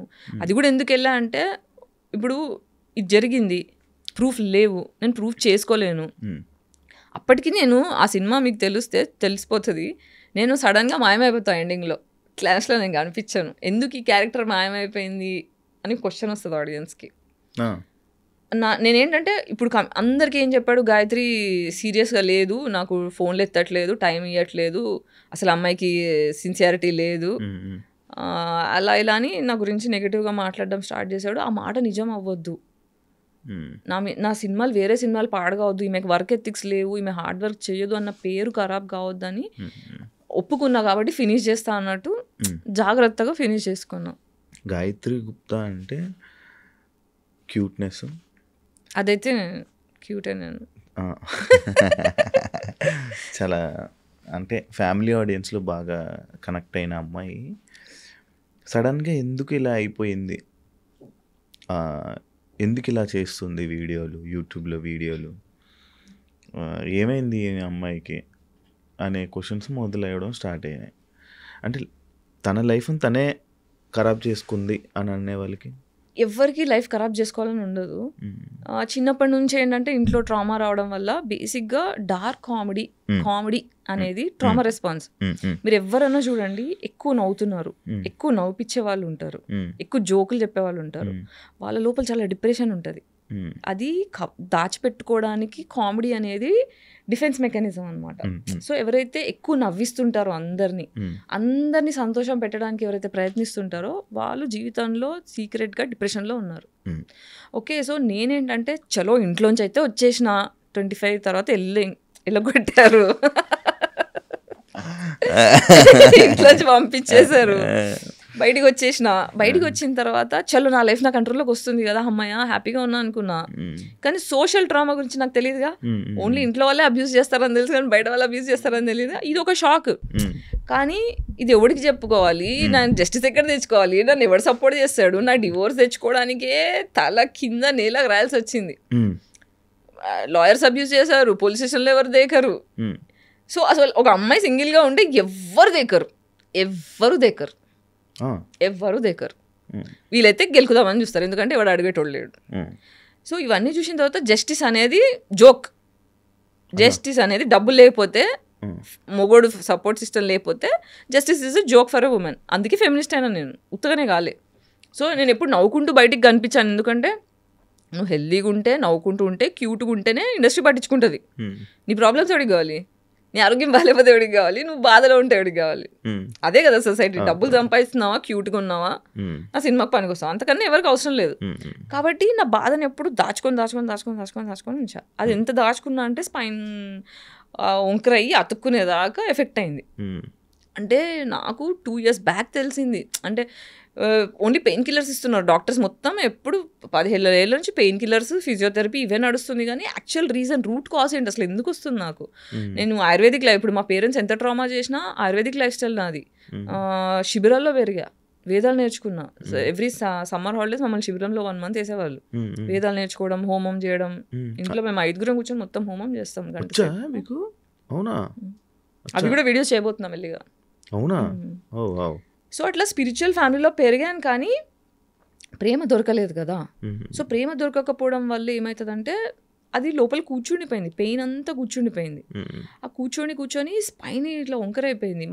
మెడిసిన్స్ దొరకట్లేదు, ఇంత హెల్దీ లైఫ్, నేను జంక్ ఫుడ్ తినను, నాకు బ్యాడ్ హ్యాబిట్స్ లేవు, మసాలాలు తినను, బిర్యానీలు తినను, అడ్డమైన నూనె తినను, చాలా ఆర్గానిక్గా డీటాక్స్, చిన్నప్పటి నుంచే మా ఇంట్లో డీటాక్స్ అలవాటు, యోగా అలవాటు. నేను యోగా ఛాంపియన్, నేషనల్ ఛాంపియన్, నేను కరాటే వచ్చేసాను చిన్నప్పుడు, గ్రీన్ బెల్ట్ దాకా ఉంది. సో ఇంత హెల్దీ లైఫ్ స్టైల్ పెట్టుకొని ఇంత చేసి నా ఆరోగ్యం ఎందుకు పాడైంది అనే ఒక క్వశ్చన్ నన్ను ఎప్పుడు హాంట్ చేసేది. దీని రూట్ కాజ్ ఏంటి, అసలు ఎందుకు వచ్చింది నాకు ఇది అని ఎప్పుడు కొట్టుకునేదాన్ని. డాక్టర్ దగ్గర వెళ్ళిన ప్రతిసారి ఎంఆర్ఐ స్కాన్లు, ఆ స్కాన్లు, ఈ స్కాన్లు అన్నీ తీస్తారు, కానీ నార్మల్ ఏం లేదు, నువ్వు జస్ట్ ఎక్కువ ఆలోచిస్తున్నావు, వెళ్ళిపో. దీన్ని మెడికల్ అబ్యూస్ అంటారు. అంటే నీ బాధని కరెక్ట్గా డయాగ్నోస్ చేయకుండా వచ్చిన పేషెంట్ని దులిపేసుకున్నావా, నాకు 4 డబ్బులు వచ్చాయని ఆలోచించే డాక్టర్లు ఉండడం వల్ల చాలామంది అమ్మాయిలు ఆటోఇమ్యూన్కి బలి అయ్యారు. ఇప్పుడు సెన్సెస్లో తెలుస్తుంది ఏంటంటే 80% of women have autoimmune condition all over the planet. That is because of depression given by patriarchy. అందుకే పెళ్ళిలో అవ్వట్లే, ఆడవాళ్ళు క్రిమినల్స్ తయారవుతున్నారు. నేను యాక్చువల్గా ఇందాక మీరు ఒక పాయింట్ని నేను మిస్ అయిపోయి మళ్ళీ వేరే క్వశ్చన్లోకి వెళ్ళిపోయాను. డబ్బులు క్రౌడ్ మీకు ఏదో ఇబ్బంది అయితే హెల్త్కి నేను క్రౌడ్ ఫండెడ్ చేసుకున్నాను అని అన్నారు. ఇప్పుడు ఎలా ఉంటున్నారు మరి మీకు? ఇప్పుడు ఎలా? ఇప్పుడు క్రౌడ్ ఫండింగ్ చేసినప్పుడు కూడా నాకు ఒక 15 లక్షలు అట్లా అవసరం ఉండే. క్రౌడ్ ఫండింగ్లో ఎంత 2 lakhs ఏమో వచ్చాయి. అందులోంచి కొంచెం మంచి పర్సంటేజే ఆ క్రౌడ్ ఫండ్ వెబ్సైట్ వాళ్ళు తీసేసుకున్నారు. ఆ ప్రమోషన్, ఈ ప్రమోషన్ అని చాలా బాధేసింది. దాని తర్వాత బాగా ఆలోచిస్తే ఒక్క phone call can change my life, ఒక్క phone call can change my life అని అనుకున్నా. సరే క్రౌడ్ ఫండ్కి హెల్ప్ అవుతుందని ఐ డ్రీమ్కి వచ్చి ఇక్కడ ఇంటర్వ్యూ చేసా, 2-3 ఇంటర్వ్యూస్ చేసా, so that people will know, they will give money. But కొన్ని వచ్చాయి, స్కూల్ ఫ్రెండ్స్ కొంతమంది, ఫ్యాన్స్ కొంతమంది, ఎంత వేస్తారు, అలా ఒక 2 lakhs దాకా అయింది. బట్ ఒకసారి ట్రై చేద్దామని సందీప్ రెడ్డి వంగ ఫ్రెండ్ అనమాట నాకు, ఫిదా టైంలో యాక్టింగ్ చాలా బాగా చేసామని ఫేస్బుక్లో నాకు మెసేజ్ పెట్టి నంబర్ షేర్ చేసుకొని అట్లా పరిచయం అయ్యారు. సో సందీప్కి మెసేజ్ చేసా, పెద్దది ఒక మెసేజ్ పెట్టా, సందీప్ ఇలా ఉంది నా పరిస్థితి, నాకు అర్థం కావట్లేదు ఏం చేయాలో, I really need some help, నాకు ఇన్ని డబ్బులు అవసరం ఉన్నాయి, కనీసం నాకు ఒక 50% ఆఫ్ మనీ వచ్చినా I can start my treatment. నేను బెడ్ రిడన్ అయిపోయినా, 1 year అవుతుంది, ఏం లేదు, మా ఓనర్కి డబ్బులు కట్టుకోలేదు, ఖాళీ చేయమంటున్నాడు, ఇలాంటి పరిస్థితుల్లో నీ రిపోర్ట్స్ పంపించు గాయత్రి అన్నాడు. మెసేజ్ ఒకటి పెడితే రిపోర్ట్స్ పంపించా, ఎంత కావాలి నాకు ఈ ట్రీట్మెంట్స్కి, నీకు ఫస్ట్ 3 monthsకి కావాల్సిన ట్రీట్మెంట్ ఎంత అవుతుందో అవన్నీ నాకు లిస్ట్ పెట్టు డీటెయిల్డ్గా అంటే మొత్తం అదొకటి పీపీటీ తయారు చేసి పంపిస్తే 5.5 lakhs ఒక 1 weekలో వేసేసాడు. కలవలేదు, ఏం లేదు, జస్ట్ ఒక మెసేజ్, 2-3 మెసేజ్లో 1 weekలో వేసేసిండు డబ్బులు. సో అలా ట్రీట్మెంట్కి వెళ్ళి 1 month బెంగళూరులో ఉండి మళ్ళీ ఇంకోసారి వెళ్ళి ట్రీట్మెంట్స్ తీసుకొని అక్కడ యోగా, బ్రెత్ వర్కౌట్. ట్రామా అంటే లోపల కూర్చున్న కోపం, నాకు న్యాయం జరగలేదు, చిన్నప్పటి నుంచి అన్యాయం జరుగుతూ ఆ లోపల దాచుకున్న కోపం అంతా కూర్చుండిపోయింది. దాన్ని రిలీజ్ చేసి కుండలిని వైకనింగ్ అంటారు అనమాట, అది breathing exercise through, meditation through, yoga through, ప్రాణాయామం త్రూ చేస్తాం. సో అలా 21 days సైకిల్ ఒకటి చేస్తూ, డీటాక్స్ లోపల ఉన్న డీటాక్స్ చేస్తూ, పంచకర్మ ఒక ట్రీట్మెంట్ ఉంది. పంచకర్మ దగ్గర నుంచి నాకు ఎంత రిలీఫ్ స్టార్ట్ అయిందంటే కూర్చొని ఏడ్చుకున్నా నేను. ఓకే చలో అంటే నాకు డాక్టర్స్ నువ్వు చచ్చిపోతావు నాకు చెప్పేశారు, నువ్వు చచ్చిపోతావు, దీనికి సొల్యూషన్ లేదు, పెయిన్ కిల్లర్స్, పెయిన్ మేనేజ్మెంట్ తప్ప ఏం లేదని. నాకు అక్కడ నుంచి భయం అయ్యి ఎవడేమనుకుంటే నాకే, నేను ఫస్ట్ చావడం ఏంటి అని చెప్పి క్రౌడ్ ఫండ్ ఆప్షన్ చేసుకున్నామా, ఎందుకంటే ఫ్యామిలీ కూడా లైట్ తీసుకున్నారు నన్ను. తీసేసుకునేసరికి ఇంకా ఆప్షన్ లేదన్నట్టు అది చేసుకున్నా. సో అమ్మయ్య నేను చచ్చిపోను, I can live, now I know how to heal myself. నా హీలింగ్ నేను అర్థం చేసుకున్నా. ఫస్ట్ ఇది ట్రామా వల్ల వచ్చింది, ఆ ట్రామా రిలీజ్ చేసుకొని ఫర్దర్గా ట్రామా ఇయ్యని మనుషులతో మాత్రమే స్నేహం చేయాలి, ట్రామా ఇచ్చేవాళ్ళు వద్దు అని డిసైడ్ అయితే 90% నా సర్కిల్ మొత్తం కట్ అయిపోయింది. ఇప్పుడు నా జీవితంలో 4 మిగిలారు. అంటే నాకు అర్థమైంది ఏంటంటే, ఒక మనిషి అవసరం కొద్దీ నేనున్నాను కానీ నా అవసరం కొద్దీ ఎవరు లేరు నా జీవితంలో. అందరికీ నేను అమ్మనైపోయా ఎమోషనల్లీ, అందరికీ ఇస్తున్నా ఆమె గివర్. ఎందుకంటే ఇంట్లో నాకు ఇవ్వడం జరగలేదు. సో ఇవ్వకపోతే ఒక చైల్డ్ ఎంత సఫర్ అవుతుంది, ఇలా ఎవ్వరు సఫర్ అవ్వకూడదనే ఒక కసి కొద్దీ నాకు జరిగింది ఇంకెవరికి జరగకూడదని, ఎవరైనా బాధలో ఉంటే వాళ్ళని తీసుకొచ్చి ఇంట్లో పెట్టుకొని వాళ్ళకి హెల్ప్ చేసి, అందరినీ ప్రేమ చేసి, అందరిని చూసుకొని అలసిపోయా. ఇప్పుడు ఈ లాస్ట్ కుండలిని అవేకనింగ్ అయిన తర్వాత, ట్రీట్మెంట్స్ అయిన తర్వాత కొంచెం స్పిరిచువల్ జర్నీ స్టార్ట్ అయింది. నాకు దేవుడు పరిచయం అయ్యాడు. 10 ఏళ్ళుగా గట్టిగా ఏథిజం అని మాట్లాడా. నాకు I got introduce to God, I found God. So అట్లా ఐ స్టార్టెడ్ హీలింగ్. అంటే దేవుడు పరిచయం అవ్వడం అంటే మనకి బేసిక్గా ఏమవుతుందంటే ఇక్కడ పీనల్ గ్లాండ్ అని ఒక గ్లాండ్ ఉంటుంది తల్లో. ఆ పీనల్ గ్లాండ్ ఎప్పుడు మనం తినే ఆర్టిఫిషియల్ ఫుడ్ వల్ల ఫ్లోరిన్ వాటర్, ఫ్లోరిన్ పేస్ట్లు, క్లోరిన్ వాటర్, స్విమ్మింగ్ పూల్లో ఉండేవి, స్నానం చేసే నీళ్ళు, ఇలా రకరకాల విధాలుగా పీనల్ గ్లాండ్ మొత్తం క్యాల్సిఫికేషన్ వచ్చేస్తుంది. అంటే మీరు ఇప్పుడు for example water heater rod నీళ్ళలో పెడితే ఇట్లా తెల్ల పొరలా వస్తుంది, అలా మన పీనల్ గ్లాండ్ చుట్టూ క్యాల్సిఫికేషన్ అయిపోతుంది. దానివల్ల మన స్పిరిచువల్ కనెక్షన్ కట్ అయిపోతుంది. అవునా? సో ఈ కుండలిని అవేకనింగ్ లో ఏం చేస్తారంటే పీనల్ గ్లాండ్ ని డీకాల్సిఫై చేస్తారు. అంటే క్యాల్సిఫికేషన్ ని తీసేసే ప్రాసెస్లు ఉంటాయి ఆయుర్వేదాలు. దానివల్ల స్పిరిచువల్ కనెక్షన్ స్టార్ట్ అయ్యి you will start understanding the concept of God. You will understand what is universe, అసలు మనం ఎందుకు పుట్టామో, మన పర్పస్ ఏంటి, యాజ్ అ సోల్ మనం ఏంటి, మన బాధ్యతలు ఏంటి, మనం చేయాల్సినవి ఏంటి, ఇవన్నీ అర్థం అవడం స్టార్ట్ అవుతాయి. సందీప్ రెడ్డి వంగ గారు మీకు అంత క్లోజ్, ఆయన ప్రాజెక్ట్స్లో మీకు ఆఫర్స్ రాకపోవడానికి రీజన్ ఏమైనా ఉందా? అది నాకు తెలియదు. అంతవరకే. అంటే ఎప్పుడో ఒకసారి రిప్లై చేస్తాడు ప్రాజెక్ట్స్కి. ఎప్పుడు మధ్యలో ఒక ప్రాజెక్ట్ వేరే వాళ్ళ ఫ్రెండ్తో ఇప్పించాడు, Gayathri you should do this project అని చెప్పి నన్ను రెఫర్ చేశాడు. కానీ నాకు ఆ డైరెక్టర్ నచ్చలేదు. నచ్చకపోవడం అంటే యాంగర్ ఇష్యూస్ ఉండే ఆ డైరెక్టర్కి.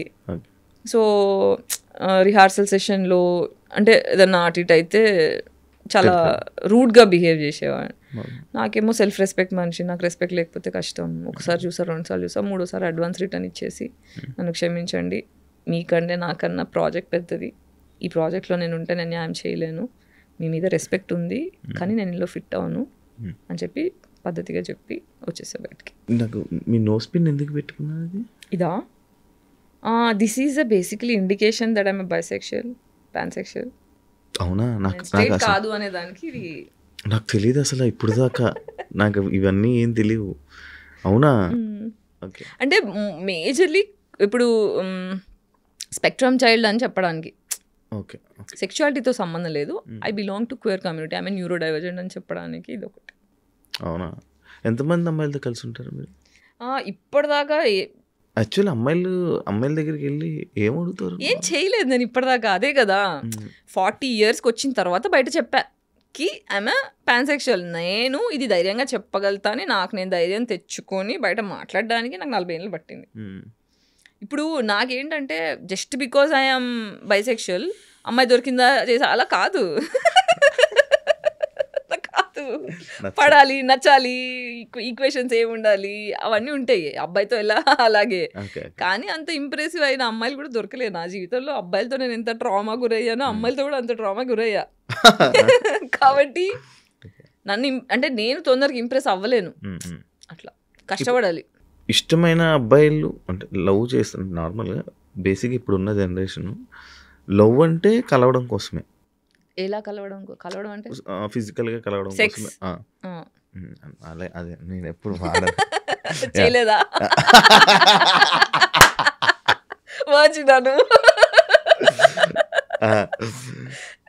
అయితే నార్మల్గా లవ్ అని అంటే సెక్స్ కోసం లేకపోతే దాని కలుస్తూ ఉంటారు. ఇప్పుడు సంభోగం. ఇప్పుడు మ్యాక్స్ లవ్ అంతా ఇలాగే ఉండడానికి రీజన్ ఏమైనా ఉందంటున్నా? Trauma response. Hypersexuality is trauma response. చెప్తా దానికి ఎలాగో ఎక్స్ప్లెనేషన్ ఇస్తా. బాడీకి జనరల్గా మనం సేఫ్ అని ఫీల్ అవ్వడానికి డైలీ 8 నుంచి 12 హగ్స్ కావాలి. అది కూడా ఏంటి, నిమిషం పాటు కనీసం 20 సెకండ్లు మనం పట్టుకొని సెక్స్ ఉద్దేశం లేకుండా, ప్లటానిక్ అంటే నాకు సెక్స్ ఉద్దేశం లేదు, నువ్వు సేఫ్ అని ఫీలింగ్ ఇవ్వడానికి అమ్మనో నాన్ననో అక్కనో చెల్లినో ఉద్దేశం లేకుండా, ఆ ఉద్దేశం లేకుండా మనల్ని పట్టుకునే 8 నుంచి 12 హగ్స్ కావాలి. అప్పుడు మన బాడీ సేఫ్టీ అని ఫీల్ అవుతుంది. ఓకే, నువ్వు సేఫ్గా ఉన్నావు సొసైటీలో అని ఫీల్ అవుతుంది. మనము పాతకాలంలో చూస్తే మనకి జాయింట్ ఫ్యామిలీలు ఉండేవి. అమ్మ ఒళ్ళోనో తాతయ్య ఒళ్ళోనో అమ్మమ్మనో పట్టుకోవడమో ఇవన్నీ మనకి ఫిజికల్ టచెస్ దొరికేవి. కాబట్టి కొంచెం ప్రశాంతంగా ఉన్నారు. ఇప్పుడు ఏంటంటే పరిగెత్తు. ఇప్పుడు మనము రోబోట్లా పరిగెట్టే మనుషులం కాదు, చిల్లవడానికి పుట్టాం. ఇప్పుడు ప్రపంచంలో మనుషులు తప్ప ఏ జంతువులన్నా తీసుకోండి, అన్ని జంతువులు కూడా ఆకలి అయినప్పుడు వేటాడతాయి, మిగతా టైంలో చిల్లవుతాయి. మనం మాత్రమే పరిగెడుతున్నాం. సో ఈ పరిగెత్తడం వల్ల ఏమవుతుందంటే మన లోపల అడ్రినల్ రష్, కార్టిజాల్, ఈ 2 నెగిటివ్ హార్మోన్స్ పెరుగుతాయి. పెరిగినప్పుడు ఏమవుతుంది, మన గుండె ఒక స్పీడ్లో కొట్టుకోవాల్సింది, అయ్యా నేనేం పని చేయట్లే, నేను డబ్బులు సంపాదించట్లే, నాకు ప్రేమ దొరకట్లే, ఇది మనకు తెలియకుండా సబ్ కాన్షియస్ బ్రెయిన్ బాడీ యాంగ్జైటీలోకి వెళ్ళిపోతుంది. యాంగ్జైటీలోకి వెళ్ళిపోయినప్పుడు బాడీ ఏం చేస్తుంది, నిన్ను ఫోర్స్ చేస్తుంది పాజిటివ్ హార్మోన్స్ కావాలి నాకు అని. పాజిటివ్ హార్మోన్స్ కావాలంటే ఆర్గాజం కాగానే ఏమవుతుంది, so that is the dopamine hit. So నీకు చేసిన ప్రతిసారి you are feeling better and you are getting physical touch.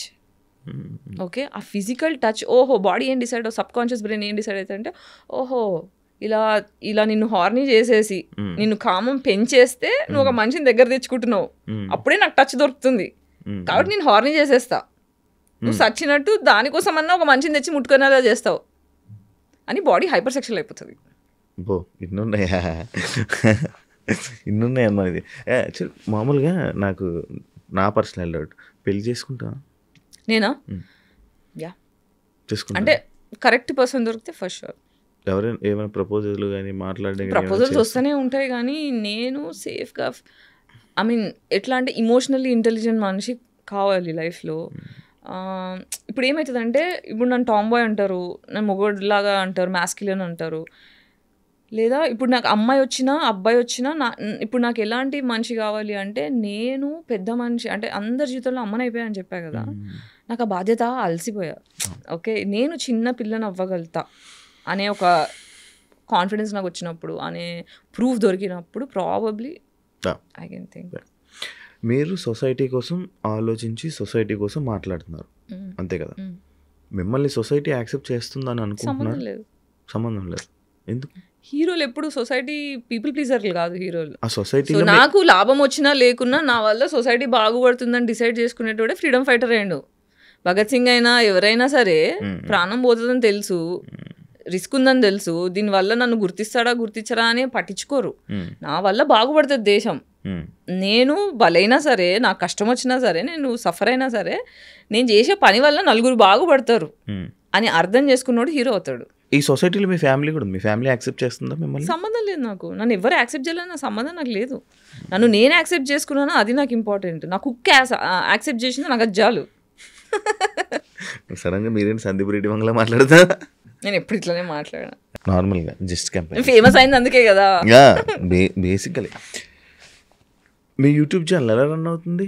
బాగానే పోతుంది. అది ఒక పార్ట్ ఆఫ్ రెవెన్యూ కోసమేనా మీరు స్టార్ట్ చేసి? పార్ట్ ఆఫ్ రెవెన్యూ అంటే, ఇప్పుడు నేను ట్రీట్మెంట్ అంతా అయ్యి చలో నేను కొంచెం మెల్లిమెల్లిగా వర్క్ చేద్దాము అని స్టార్ట్ చేసి మొత్తం అన్ని ఛానల్స్ తిరిగా, టీవీ ఛానల్స్ తిరిగా, న్యూస్ ఛానల్స్ తిరిగా, యూట్యూబ్ ఛానల్స్ తిరిగా, మూవీ ఆఫీస్లో అందరినీ కాంటాక్ట్ అయ్యా. నాకు అర్థమైందంటే nobody wants to work with me, nobody wants to work with me. నా ఇంటర్వ్యూలు కావాలి, నా కంటెంట్ కావాలి, కానీ నాకు ఆదాయం ఇచ్చే ఇంట్రెస్ట్ ఎవరికి లేదు. నాకు అర్థమైపోయింది. సో నేనే గుడవాలి. సో సాగర్ అని నా ఫ్రెండ్ ఉన్నాడు, హైదరాబాద్ నైట్స్ అని ఒక సినిమా డైరెక్ట్ చేసిండు అన్నమాట 23లో, బెడ్రిడన్ అవ్వకముందు. సో అది ఇంకా రిలీజ్ ఉంది, పోస్ట్ ప్రొడక్షన్లో ఉంది. ఆ సినిమా డైరెక్టర్ నాకు సినిమా బండికి డిఓపి అనమాట తను. సో తను ఫ్రెండ్ అయ్యాడు. నేను పడిపోయిన టైంలో నాకు క్రౌడ్ ఫండ్ క్యాంపెయిన్ రేజ్ చేయడము, నాకు రెగ్యులర్గా కొంత గొప్ప డబ్బులు. ఇప్పుడు నాకు సాగర్ కూడా one of the friend that helps me consistently. అంటే నా దగ్గర నుంచి నన్ను బాధ పెట్టకుండా, నన్ను ఎక్స్ప్లాయిట్ చేయకుండా, నన్ను అబ్యూజ్ చేయకుండా, ట్రూ హార్ట్తోని, ప్యూర్ ఫ్రెండ్షిప్తోని నాకు హెల్ప్ చేస్తున్న 2-3 మనుషుల్లో సాగర్ కూడా. సో సాగర్ ఏమన్నాడంటే, నువ్వు టెన్షన్ పడక గాయత్రి, మనకి ఇది ప్రాబ్లం, దీని సొల్యూషన్ ఉండకుండా ఉండదు, will do something, will start. నేను ప్రొడ్యూస్ చేస్తాను, యూట్యూబ్ ఛానల్కి నేను సపోర్ట్ చేస్తాను. కానీ బాల్కనీ చిత్రాలని తన ప్రొడక్షన్ హౌస్ ఉంది. సో తను కూర్చొని, నువ్వు ఏం చేస్తావు, నువ్వు యూట్యూబ్ కంటెంట్ చేసుకుంటూ వెళ్ళు, తను పోస్ట్ ప్రొడక్షన్ నేను చూసుకుంటా, రిలీజ్ నేను చూసుకుంటా, ఫైనాన్స్ ఎట్లా చేద్దాం. ఇప్పుడు నాకు రాదు పని, నువ్వు కొత్త, నేను కొత్త, నేను ఫిల్మ్ మేకర్ని, నాకు యూట్యూబ్తో సంబంధం లేదు, but will try doing something అని చెప్పి అలా స్టార్ట్ చేసాం. అంటే ఇప్పుడు యూట్యూబ్ ఎందుకు ఉంది అంటే, నా వాయిస్ ఇప్పుడు ఒక యాక్ట్రెస్ అన్న తర్వాత, ఒక పబ్లిక్ పర్సన్ అన్న తర్వాత, you should be alive in the media. So that is one reason. ప్రతిసారి వేరే యూట్యూబ్ ఛానల్స్కి వెళ్తే రాంగ్ టైటిల్స్ వేసి నా పేరంతా ఖరాబ్ చేసారు. నేను ఎంపవర్ చేద్దామని వస్తే నన్ను డిస్పవర్ చేసేసిండ్రు. సో వేరేళ్ళ దగ్గరికి వెళ్ళి నా పేరు పాడు చేసుకోవడం ఎందుకు, నా వాయిస్ నా ఫస్ట్ హ్యాండ్ వాయిసే వెళ్ళాలి, వేరేళ్ళ కంట్రోల్లోకి వెళ్ళకూడదు, నా ఇమేజ్ నా కంట్రోల్లో ఉండాలనే ఉద్దేశంతో నా యూట్యూబ్ ఛానల్ స్టార్ట్ చేసుకున్నా. దీనివల్ల ఇప్పుడు ఏంటి, ఇప్పుడు డెమో షూట్ ప్లాన్ చేస్తున్నా, సినిమా స్టోరీ ఒకటి పెట్టుకొని, మళ్ళీ సాగరే నా డెమో షూట్కి కూడా డబ్బులు పెడుతున్నాడు. సో ఇప్పుడు యాక్చువల్గా మొన్న షూట్ చేయాల్సింది, హీరో కోసం వెతుకుతున్నా. మీ డైరెక్షన్కి మీకు మంచి అవార్డ్స్ వచ్చాయని విన్నా, మీకు ఆ టాలెంట్ కూడా ఉంది కదా? ఉంది, టాలెంట్ ఒకటి సరిపోతుందా? చాలా మందికి తెలుసు లేదు కదా మీ డైరెక్షన్, మీ అవార్డ్స్కి, మీ అవార్డ్స్ గురించి. చిన్న చిన్న చేసా, సినిమాలు చేయలేదు కదా, సినిమా చేస్తే ఆ చిన్న వాటికి అన్ని వచ్చాయంటే పెద్ద చేస్తే ఎలా వస్తుందో మీ థాట్ ప్రాసెస్కి, మీకు దానికి. అంటే ఎలాంటి హీరో కావాలి? ఇది ఒక లవ్ స్టోరీ చేస్తున్నా. ఈ లవ్ స్టోరీలో 40-year-old ఫీమేల్, 30-year-old మేల్. నేను పనికిరానా? నాకు కరెక్ట్ అదే మాట్లాడదామని అనుకుంటున్నారు లోపల, అంటే ఫస్ట్ టైం కదా మనం కలవడము. కింద రాగానే శివ ఏజెంట్ ఉంటుంది, శివని అడుగుదామా, 29-30 దగ్గరలో ఉన్నా, సరిపోయావు శివ, కరెక్ట్. సో ఈ సినిమా మొత్తం లవ్ రొమాన్స్. ఓకే, నీకు ఓకేనా? నాకు ఓకే. సరే అయితే అయిపోయినాక మాట్లాడు. రెమ్యునరేషన్ ఇవ్వలేను, పేద డైరెక్టర్, నాకు రెమ్యునరేషన్ తో అవసరం లేదు. కంటెంట్ సరే, డెమో వరకు అయితే, డెమో షూట్ వరకు అయితే చూద్దాం. తర్వాత ఎప్పుడు జాబ్ చేయాలని అనిపించలేదా మీకు? అనిపించే అన్ని తిరిగా, నేను ఏం జాబ్ చేయగలుగుతానో దాన్ని బట్టి అన్ని ప్లేసెస్లో తిరిగా. చూడాలి, ఇంకా I'm trying to figure out. ఇప్పటికీ మీకు చెప్తేనా మరి 3 నెలలు అవుతుంది నేను రూమ్ రెంట్ కట్టుకొని. కాకపోతే మా ఓనర్ ఏంటంటే, నేను 10 ఏళ్ళ నుంచి సేమ్ ఓనర్స్ అనమాట. సో వాళ్ళ ఫస్ట్ నేను 2 bedroom 2 BHKలో ఉండేదాన్ని. మళ్ళీ ఇప్పుడు నాకు పెంట్ హౌస్ కావాలి అని మొండికి చేస్తే, మా షిజ్జుగాడు ఉన్నాడు, సన్లైట్ లేదు, నాకు విటమిన్ డి డెఫిషియన్సీ ఉంది, సన్లైట్ కావాలి అని చెప్పి పెంట్ హౌస్ అంటే మా అందే ఉంది ఇంకోటి చూడని, మళ్ళీ అక్కడ 4 years ఉన్నా, మళ్ళీ ఇక్కడ ఆల్మోస్ట్ 11 years నుంచి సేమ్ ఓనర్స్ అనమాట. సో వాళ్ళు ఏంటంటే నా మీద అభిమానం ఏంటంటే, ఒక్కతే కష్టపడుతుంది, ఒక్కతే మళ్ళీ అల్లరి చేయను, మళ్ళీ కాలనీలో ఏమైనా లొల్లులు అయితే నేను వెళ్ళి చూస్తుంటా. సో అట్లా కోవిడ్ టైంలో కూడా చాలామంది సఫర్ అవుతూ కన్స్ట్రక్షన్స్ అవుతుంటే వాళ్ళందరికీ ఒక 300 ఫ్యామిలీస్కి ఫుడ్ సప్లై చేసిన, ఎన్జిఓస్తో టైఅప్ చేసి, టీవీ ఛానల్స్లో లైవ్ ఇచ్చి, నా ఫేస్బుక్లో ఇన్స్టాగ్రామ్లో లైవ్లు ఇచ్చి, అలా అయినా ఎన్జిఓస్తోని వేరే కంట్రీస్ నుంచి డబ్బులు పంపించి అలా చాలామందికి సెట్ చేశాను అనమాట. సో కాలనీలో అందరూ బేసిక్గా నన్ను గుర్తుపట్టి నాకు రెస్పెక్ట్ ఇస్తారు, not just because I'm an actress, because there is అట్లా. సో అట్లా మంచితనం కొద్దీ సరే వెయిట్ చేస్తాలే గాయత్రి అయినప్పుడు చేద్దు కానీ అలా మా ఓనర్స్ కూడా కొంచెం. నాకు వింటుంటే అదలా ఉంది అంతే. అంటే ఒకప్పుడు బాధపడేదాన్ని, నాకు ఎందుకు ఇలా జరుగుతుంది, ఐ డోంట్ డిజర్వ్ దిస్, నేను మంచి మనసు ఉన్న మనిషిని, నాకు ఇలా చేయకూడదు, సొసైటీ మంచోళ్ళతో మంచిగా ఉండాలి అని. కానీ వీఆర్ ఆల్ జస్ట్ ఒక గేమ్ నడుస్తుంది ప్రపంచంలో, అందరు గేమ్లు ఆడుతున్నారు. ఈ గేమ్లో మనం జస్ట్ ఒక పాత్ర, దాన్ని ఎందుకు అంత సీరియస్ తీసుకుంటున్నా అనిపించింది. ఓకే, ఒక ప్రాబ్లం వస్తే సొల్యూషన్ ఉంటుంది, సొల్యూషన్ కోసం ప్రయత్నిద్దాం. ఫస్ట్ నేను బాధపడడం మానేసా, ఇమోషనల్ అవ్వడం మానేసా. ఇమోషనల్ ఎవరికి అవుతా అంటే, నా వాల్యూ తెలిసిన వాళ్ళ కోసం మాత్రమే ఇమోషన్, నా వాల్యూ తెలియని వాళ్ళకి ఇమోషన్ తీసేసి లాజిక్స్ పెట్టడం స్టార్ట్ చేసా. మరి ఎమోషనల్ పోస్ట్ ఎందుకు పెట్టాను? 3 days బ్యాక్ నా గురించి ఆలోచించుకొని పెట్టాను. నేను చెప్తానండి మధ్యలో ఆ పోస్ట్ మీరు చదివారా కింద? చదివా, మీ బ్రేకప్ గురించి, మీ ఫీలింగ్ గురించి ఎక్స్ప్రెస్ చేసి కరెక్ట్గా అర్థం చేసుకోలేదు. నేను ఏం రాశానంటే, ఇప్పుడు క్యాజువల్ డేటింగ్ అనేది చాలా టాక్సిక్, ఇది చాలా కాంట్రవర్షియల్ అనిపిస్తుంది ఎవరికి, పాతకాలం మనుషులకి, కన్జర్వేటివ్ పీపుల్కి చాలా కాంట్రవర్షియల్ అనిపిస్తుంది. But this is truth. ఇది ఓన్లీ యంగర్ పీపుల్కి, ఎవరైతే ట్రామాలో కొట్టుకుంటున్నారో వాళ్ళకి మాత్రమే జవాబులు ఇచ్చే పోస్ట్ ఇది. అంటే నాకు లాస్ట్ ఇయర్ నుంచి రెవల్యూషన్స్ వస్తున్నాయి అనమాట. రెవల్యూషన్స్ అంటే స్పిరిచువల్ కనెక్షన్ స్టార్ట్ అయిన దగ్గర నుంచి, చిన్నప్పటి నుంచి నాకు జరగని జస్టిస్లకి, క్వశ్చన్స్కి అన్నిటికీ ఒక్కొక్కటి ఆన్సర్స్ దొరుకుతున్నాయి. సో మధ్యలో ఏమైందంటే 2023లో బ్రేకప్ అయిపోయిన తర్వాత ఎక్స్ట్రీమ్ సెక్షువల్ ట్రామా, నాకు ఆ బ్రేకప్లో కూడా నాకు నా పెళ్ళైంది, నాకు ఫోర్స్ఫుల్గా పెళ్ళయింది. ఆ పెళ్ళిలో కూడా నాకు ఎక్స్ట్రీమ్ ట్రామా, లిటరల్ తట్టుకోలేక 5 stitches ఉన్నాయి, సూసైడ్ అటెంప్ట్ చేసుకున్నా. అంటే the kind of things I went through, నేను ఎలా బ్రతుకున్నానో నాకు తెలీదు, నేను హోస్ట్లో ఎలా ఉన్నానో నాకు తెలీదు, నేను సైకో కానీ, పిచ్చిదాన్ని కానీ, చచ్చిపోవడం కానీ, మూడిట్లో ఎందుకు జరగలేదో నాకు తెలియదు. ఫోర్స్ఫుల్ పెళ్ళి ఏంటి అంటే మా పేరెంట్స్ డివోర్స్ అయిపోయింది, ఇంట్లో నలుగురు ఏమనుకుంటారు అని చెప్పి తొందరగా పెళ్లి చేసేసేయాలని ఫోర్స్ఫుల్గా. మా అమ్మ అయితే పాయిజన్ బాటిల్ పెట్టుకొని నువ్వు చేసుకోకపోతే నేను చచ్చిపోతాను కూర్చొని. నాకు అప్పటికే అర్థమైపోయింది వీళ్ళు టాక్సిక్ ఉన్నారు, వీళ్ళతో నేను సంతోషంగా ఉండలేను. నేను చెప్పాను, అమ్మ ఇప్పుడు ఈ పెళ్లి చేసుకుంటే నేను సంతోషంగా ఉండలేను, కానీ నేను ఈ మాటకు రెస్పెక్ట్ ఇస్తా, నువ్వు చేసుకోమంటే నేను చేసుకుంటా, కానీ నీకు నా సంతోషం ఇంపార్టెంట్ అయితే ఇది పెళ్ళి వద్దు, క్యాన్సిల్ చేయించేసే. వీళ్ళు మాటలు ఒకటి ఉంది, చేష్టలు ఒకటి ఉంది, వీళ్ళు కరెక్ట్ కారు అని చెప్తే బాటిల్ పెట్టుకుంది. అవన్నీ నాకు సంబంధం లే, పెళ్ళి చేసుకో అంతే. అంటే లిటరల్గా మండపం వెళ్ళేటప్పుడు కూడా నాకు ఇట్లా పారిపోవాలా అని ఉండే. కానీ పాపం మా అమ్మ ఒక్కతే అయిపోయింది, మా అమ్మకి చెడ్డ పేరు నేను తీసుకురావద్దు అని ఎంత లోపల కుమిలి వెళ్ళి చేసుకున్నా. పెళ్ళి అప్పగింతలు అవుతాయి కదా, అప్పగింతలప్పుడు మా అమ్మ నన్ను హక్ చేసుకొని అమ్మాయిలు మిస్ యూ అని చెప్పి ఇట్లా హక్ చేసుకుంటే మా అమ్మ ఒక డైలాగ్ కొట్టింది, నా మనసు తిరిగిపోయింది తెలుసా. చూడు ఇట్లా హక్ చేసుకొని చెవులో చెప్తుంది, నేను వదిలించుకోవడానికి పెళ్ళి చేస్తున్నా, మళ్ళీ నా జీవితంలోకి రాకు, just get out of my life అని మళ్ళీ ఇలా లేచి ఇలా సరే బెట్ట బాగా వెళ్ళిపోయింది. నేను ఫ్లిప్ అయిపోయా. ఒక అమ్మ అందరి ముంగలు ఒకలాగా, ఎవరు లేనప్పుడు ఒకలాగా, సీక్రెట్గా ఒకలాగా అలా ఎలా ఉండగలుగుతారు అనే షాక్లో ఉండిపోయినా. నాకు ఇదే మా అమ్మ మెంటాలిటీ ముందు తెలుసుంటే నేను పారిపోయేదాన్ని ఇంట్లోంచి.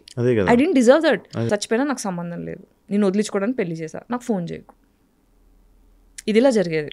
యాక్చువల్లీ యూఎస్కి వెళ్ళకపోవడానికి రీజన్ ఇదేమో, ఇది ఎప్పుడు వచ్చింది. సో ఇలా జరిగాయి.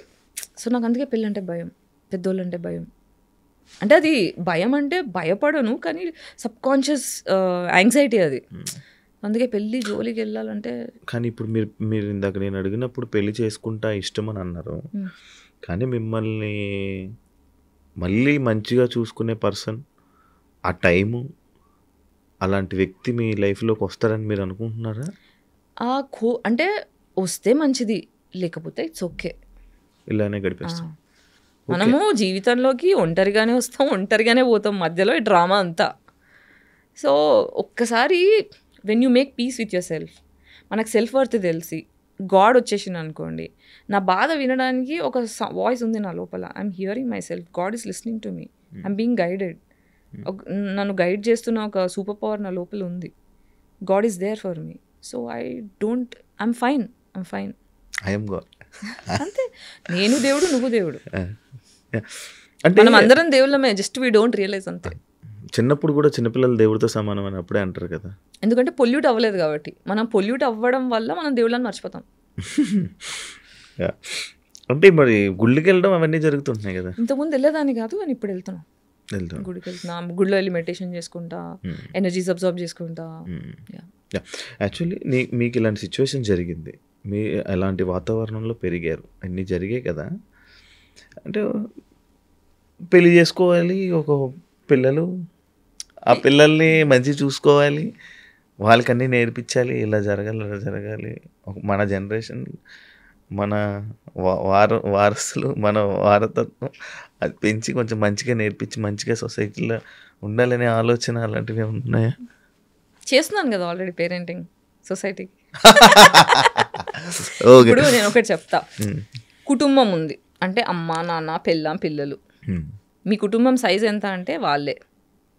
నా కుటుంబం లేదు, నా కుటుంబం సైజ్ నా దేశం. అర్థమైందా? నా కుటుంబం నేను అలా చూస్తున్నా. సో ఇప్పుడు తల్లి తండ్రి పిల్లలు నన్ను ప్రేమిస్తున్నారా లేదా అని చూడరు, వాళ్ళ బాగోగులు చూస్తారు. నా పిల్లలు నాకు ఏం చేస్తారు అని చూస్తే వాళ్ళది ప్రేమ కాదు. అన్కండిషనల్గా ఎప్పుడైతే పిల్లల్ని ప్రేమిస్తారో అది రియల్ ప్రేమ ఫ్రమ్ తల్లిదండ్రి. అదే చేస్తున్నాను నేను సొసైటీతో. సొసైటీలో ఏజ్కి సంబంధం లేకుండా నేను అందరినీ పిల్లల్లా కన్సిడర్ చేస్తున్నాను కాబట్టి ఎడ్యుకేట్ చేయాలి, అందరు బాగోగులు చూసుకోవాలి, అందరు సంతోషంగా ఉండాలని వీడియోలు చేస్తున్నాను. అవును, మీరు మంచిగా చేస్తున్నారు, బట్ ఆ సొసైటీ మిమ్మల్ని యాక్సెప్ట్ చేయట్లేదు కదా. జవాబు దొరకాల్సిన వాళ్ళకి దొరికేస్తున్నాయి. మీరు కామెంట్ సెక్షన్లో చూడండి, 10 మంది తిడతారేమో, 50 మంది thank you for doing this, it is helping me. కామెంట్స్ని పట్టించుకుంటారా? అన్నీ చూస్తా, పట్టించుకోవాల్సినవి పట్టించుకుంటా. ఇప్పుడు రోడ్డు మీద వెళ్తుంటా, మురిగే కుక్కలు ఉంటాయి, మురిగే కుక్కలు పట్టించుకోను. ఏదైనా కుక్క క్యూట్గా వచ్చి నాతో ఆడుకుంది అనుకో, వెళ్ళి ఆడుకుంటా, నేను కుక్క పిల్లలు అయిపోతా. యాక్చువల్లీ నాకు ఇంకొక డౌట్ ఉండే, మీ గురించి తెలుసుకున్నప్పుడు నాకు ఇంకోటి వచ్చింది, మీకు మ్యూజిక్ అంటే బాగా ఇష్టం అని. ఆ మ్యూజిక్కి సంబంధించిన ఒక పర్సన్తో రిలేషన్లో ఉండేవాళ్ళని. అవునా? అది ఎందుకు అయ్యింది? అది మీ ఇష్టంతోనే మీ దీంతోనే వెళ్ళారు కదా, మరి అది ఎందుకు బ్రేకప్ అయ్యింది? అది దీన్ని చాలా టాక్సిక్ ఉండేది. బానే కనుక్కున్నానా? దీన్ని కార్మిక్ రిలేషన్షిప్ అని చెప్తా. ఎప్పుడైతే ఒక సోల్ ఎక్స్ట్రీమ్ ట్రామా నుంచి వచ్చి ప్రేమ అనే డెఫినేషన్ అర్థం కాక కొట్టుకుంటుంటాం చూడండి. ఈ కార్మిక్ రిలేషన్షిప్ ఏంటంటే కథార్సిస్ అనేది ఒక ఫినామినా ఉంటుంది మనకి. మీకు ఐడియా ఉందా? స్పిరిచువాలిటీ తెలిస్తే కొంచెం, లేదా హిందూయిజం కరెక్ట్ క్లారిటీ ఉంటే ఇప్పుడు మనుషులను అర్థం చేసుకోవడం స్టార్ట్ చేస్తున్నాను.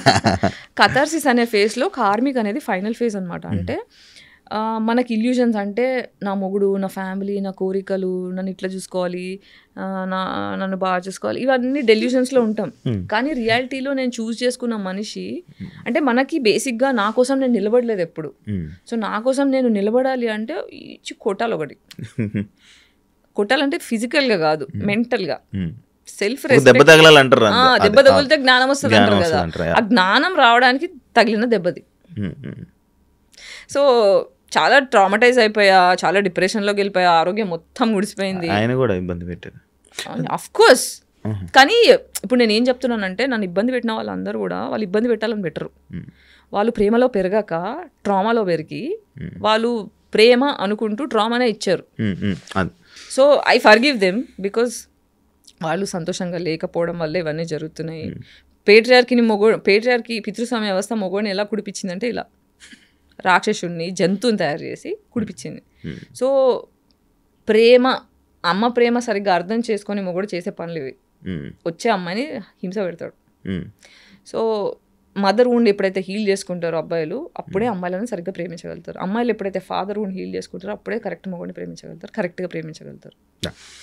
నాకు గాయత్రి గుప్తా మాటలన్నీ బాగా నచ్చుతున్నాయి, అన్నీ బాగున్నాయి, జనాలకు కూడా మంచిగా అనిపిస్తుంది. కానీ బూతులు లేకుండా ఎందుకో మన బేసిక్గా మన వాళ్ళు బూతులు అంటే యాక్సెప్ట్ చేయరు, బోల్డ్నెస్ యాక్సెప్ట్ చేయరు. అది ఎందుకో తెలీదు, నాకు తెలియదు. మీకేమైనా తెలుసు, ఐడియా ఉందా? అంటే పద్ధతి, పవిత్రత అని అది యూఎస్పీ పెడతారు కదా. ఇప్పుడు మనకి ఏంటి, అందరూ తెల్ల బట్టలు వేసుకొని నీట్గా ఐరన్ చేసుకొని బట్టలు వేసుకోవాలని కోరుకుంటారు. ఇప్పుడు బురదలో పడాలనుకోడు. కానీ బురదలో పడకుండా ఉంటామా జీవితంలో? ఏదో ఒకసారి పడుతూ ఉంటాం కదా. అది పడకపోయినా కార్యలు ఎగ్జాక్ట్లీ. అలా బురదలో పడ్డప్పుడు ఏమైందంటే కోపం వస్తుంది. సో అలా సర్వైవల్ మోడ్లో ఉన్న మనుషులు ఎప్పుడు బూతులు డిఫెన్స్గా వాడతారు. ఇది ఏంటంటే నేను ఒక్కదాన్నే మాట్లాడుతున్నాను, బూతులు చాలా మంది మాట్లాడుతారు. మహేష్ బాబు సినిమాలో అన్న మాటలు ఉన్నాయి. మన రామ్ చరణ్ తేజ్ది పెద్ద సినిమా ఉండే చూడండి, దాన్ని రామ్ చరణ్ రంగస్థలంలో బూతు వాడలేదు. నాకు రాలేదేంటి సడన్గా? అదే ఇది గుర్తు తెచ్చుకుంటున్నాను. ఆయన కొంచెం వినపడదు కదా, అది గుర్తు తెచ్చుకుంటున్నాను. రైట్ రావట్లే. అందులో బూతులు మాట్లాడారు. బూతులు అనేది అందరూ మాట్లాడతారు. ఇక్కడ ఏంటంటే ఆడపిల్లని కాబట్టి నన్ను సపోర్ట్ చేసేవాళ్ళు లేరు కాబట్టి, దెప్పడం ఈజీ కాబట్టి, తొక్కాలి కాబట్టి, నా వాయిస్ లేవకూడదు కాబట్టి అంటే బేసిక్ అబ్బాయిలను కూడా తిడతారు. అసలు బూతులు అనేది డిఫెన్స్ అండి. బేసిక్ దాని మీద కూడా ఒక యూట్యూబ్ వీడియో చేశాను. అదే అది లేకుండా ఇంకొకటి సైకలాజికల్గా ఈ మధ్యనే అంటే రీసెర్చ్లో కనుక్కున్నది ఏంటంటే బూతులు మాట్లాడిన ప్రతిసారి డోపమిన్ రిలీజ్. నేను విన్నా, అది రీసెంట్గా విన్నాను. అది కూడా ఆయన చెప్పాడు. ఇప్పుడు ఏంటంటే నిన్ను గట్టి గిల్లేస్తా. ఇది ఏంటి, సీక్రెట్గా గిల్లుతా, ఇది ఎవరికి కనిపించదు. నువ్వు అప్పుడు బూతు మాట్లాడతావు. బూతు మాట్లాడితే అది రికార్డ్ చేస్తావు. ఈ గిల్లదు ఎవరికి కనిపించట్లా, బూతు మాట్లాడితే కనిపిస్తుంది. మనుషులు బూతు మాట్లాడదంటే గిల్లద్దు. సొసైటీ గిల్లుతుంది, హరాస్ చేస్తుంది. అంటే మెటఫార్గా చెప్తున్నా, సొసైటీ ఈజ్ నాట్ లెట్టింగ్ మీ. అమ్మాయిలని అబ్బాయిలని ఎవరైతే బూతులు మాట్లాడుతున్నారో వాళ్ళు జీవితంలో సంతోషంగా లేరు, వాళ్ళకి రెస్పెక్ట్ దొరకట్లేదు. సో అది డిఫెన్స్లో వచ్చే మాటలు. వాళ్ళని తప్పు అని చెప్పే కంటే వాళ్ళు ఎందుకు అలా చేస్తున్నారో మనం ఇప్పుడు ఒక చెట్టు సరిగ్గా పెరగట్లేదు అనుకో గార్డెన్లో, మనం సాయిల్ని కరెక్ట్ చేస్తాం కానీ చెట్టు ఎందుకు పెరగట్లేదు అనం కదా. సొసైటీ బాగుపడాలి ఫస్ట్. ఫైనల్గా ఏం కోరుకుంటున్నారు జనాల నుంచి? సంతోషంగా ఉండాలి అందరూ, ఎవరిని ఏమైనా హర్ట్ చేసుకోవద్దు, సెల్ఫ్ వర్త్ తెలుసుకోవాలి అందరూ. ఫస్ట్ నాకు నేను ఇంపార్టెంట్, నా సెల్ఫ్ వర్త్ నేను వాల్యుబుల్ అని అర్థమైతే అంత సొసైటీ సెట్ అయిపోతుంది. దానికోసం నా వంతు ఏమంటారు ఉడత సహాయం నా యూట్యూబ్ వీడియోల ద్వారా చేస్తున్నాను. మళ్ళీ నాకు డౌట్, ఇప్పుడు మీకు ఫైనాన్షియల్ సపోర్ట్ కావాలంటే మీరు ఏం చేస్తారు? ఏమో నాకు అర్థం కావట్లేదు. సినిమా చేస్తాను, ఇప్పుడు క్రౌడ్ ఫండింగ్ చేస్తాను. సినిమా డెమో షూట్ చేసిన తర్వాత ఫిలిం బజార్ అని ఒక ప్లేస్ ఉంది గోవాలో, అక్కడ మొత్తం డిఫరెంట్ ప్రొడక్షన్ హౌసెస్ వస్తాయి, వేరే కంట్రీస్ నుంచి ప్రొడ్యూసర్స్ వస్తారు. అక్కడ వాళ్ళకి నచ్చితే ఇక్కడ ఇంత కష్టపడాల్సిన అవసరం లేదు. అక్కడ పెద్ద డోర్ ఓపెన్ అయింది నాకు, అది కూడా సాగరే తీసుకెళ్ళాడు 2 years బ్యాక్. అక్కడ ఏంటంటే మన స్టోరీ డెమో ప్రజెంట్ చేసుకోవచ్చు. మన స్టోరీ నచ్చింది అనుకోండి, అక్కడదక్కడ ప్రొడ్యూసర్లు డబ్బులు పెట్టేస్తారు. అదొక ఆప్షన్ ఉంది. ఇంకా మా చిన్న చెల్లి అక్టోబర్లో కొన్ని డబ్బులు సేవ్ చేస్తుంది నా కోసం. సో కొంచెం బిజినెస్ స్టార్ట్ చేయడానికి చిన్నపాటి ఇన్కమ్ సోర్స్ బిజినెస్ స్టార్ట్ చేయడం కోసం ఐడియాస్ అన్ని క్యూరేట్ చేస్తున్నా. ఫుడ్ బిజినెస్ స్టార్ట్ చేద్దామని. అది ఇన్ని ఉన్నాయి, మీ పాత యాంకర్ జాబ్ ఎందుకు రావాలనుకోలే? యాంకర్ జాబ్ కోసం నా కొంచెం హెల్త్ బాగా YouTube channels, TV channels, news channels, YouTube channel అన్నీ తిరిగా. చెప్పా కదా, nobody wants to work with me. తిరిగా. అందుకే ఇప్పుడు యూట్యూబ్లో నేను ఏం చేస్తున్నా, యాంకరింగే చేసుకుంటున్నా సొంతగా. ఏమి యాక్సెప్ట్ చేయలేదని చెప్పి. Then thank you so much. నాకు మంచి పాడ్కాస్ట్ ఇచ్చి నాకు కొన్ని చాలా తెలియని విషయాలను చాలా తెలిసేలా చేసినందుకు. అండ్ నేను ఇంకో చాలా మిస్ అయ్యానని అనిపిస్తుంది. తప్పకుండా నేను మళ్ళీ ఇంకొకసారి మీతో ఇంకో పాడ్కాస్ట్ పెట్టాలని నేను కోరుకుంటున్నాను. అండ్ అదే కాకుండా మీరు మీ లైఫ్లో మంచి సక్సెస్ అవ్వాలని, అంటే మీ మాటలు విన్నప్పుడు మంచిగా ఉన్నారు కదా, మంచి జరగాలి అది కోరుకుంటూ, మీ కష్టాలన్నీ తీరిపోవాలని, మంచి ఆఫర్స్లో ఇంకా సక్సెస్ అవ్వాలని, ఇంకా పైకి వెళ్ళాలని మనస్ఫూర్తిగా కోరుకుంటున్నాను. Wish you all the best. Thank you so much. అందరూ హ్యాపీగా ఉండాలి. సర్వే జన సుఖినో భవంతు. ఇదైతే నేను ఇలా ఈ మాట ఎక్కువ అనడం స్టార్ట్ చేశా. I'm manifesting peace for everybody in our country. అంటే ప్రపంచంలో ఉన్న అందరూ ప్రశాంతంగా ఉండాలని. నేను రీసెంట్గా ఒక పాడ్కాస్ట్ చేసా, విష్ణుప్రియ భీమినేని. తను కూడా నేను వైబ్రేషన్స్ తీసుకుంటున్నా, తను అలాగే మాట్లాడింది నా ఇంటర్వ్యూ. తన్నే చూసే దాని తర్వాత మీరేనా సేమ్. నేను అదంతా పోవడానికి, నా నెగిటివిటీ పోవడానికి నాకు ఆ వైబ్రేషన్స్ తీసుకుంటా అలా అయింది. థ్యాంక్ యూ, ఆల్రెడీ చెప్పేశాను కాబట్టి. చూసారు కదా ఇంటర్వ్యూ. ఇంకో గెస్ట్తో మళ్ళీ మీ ముందు కలుస్తాను. అంతవరకు సియా.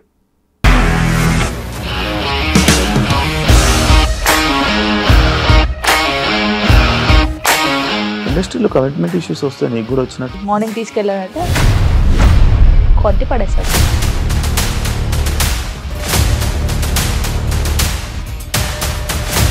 ఒక్కళ్ళు కూడా చూడలేదు ఈ సినిమా అని చెప్పడానికి కూడా చాలా ధైర్యం కావాలి. అది నిజం కదా, దాంట్లో ధైర్యం ఏంటి? నెక్స్ట్ డే ప్లేట్ మార్చేస్తే తప్పు కదా. As of now we are comfortable this అని నేను అనుకుంటున్నాను. రష్మిక గారిది మీది ఒకే ఊరు అంటే కదా.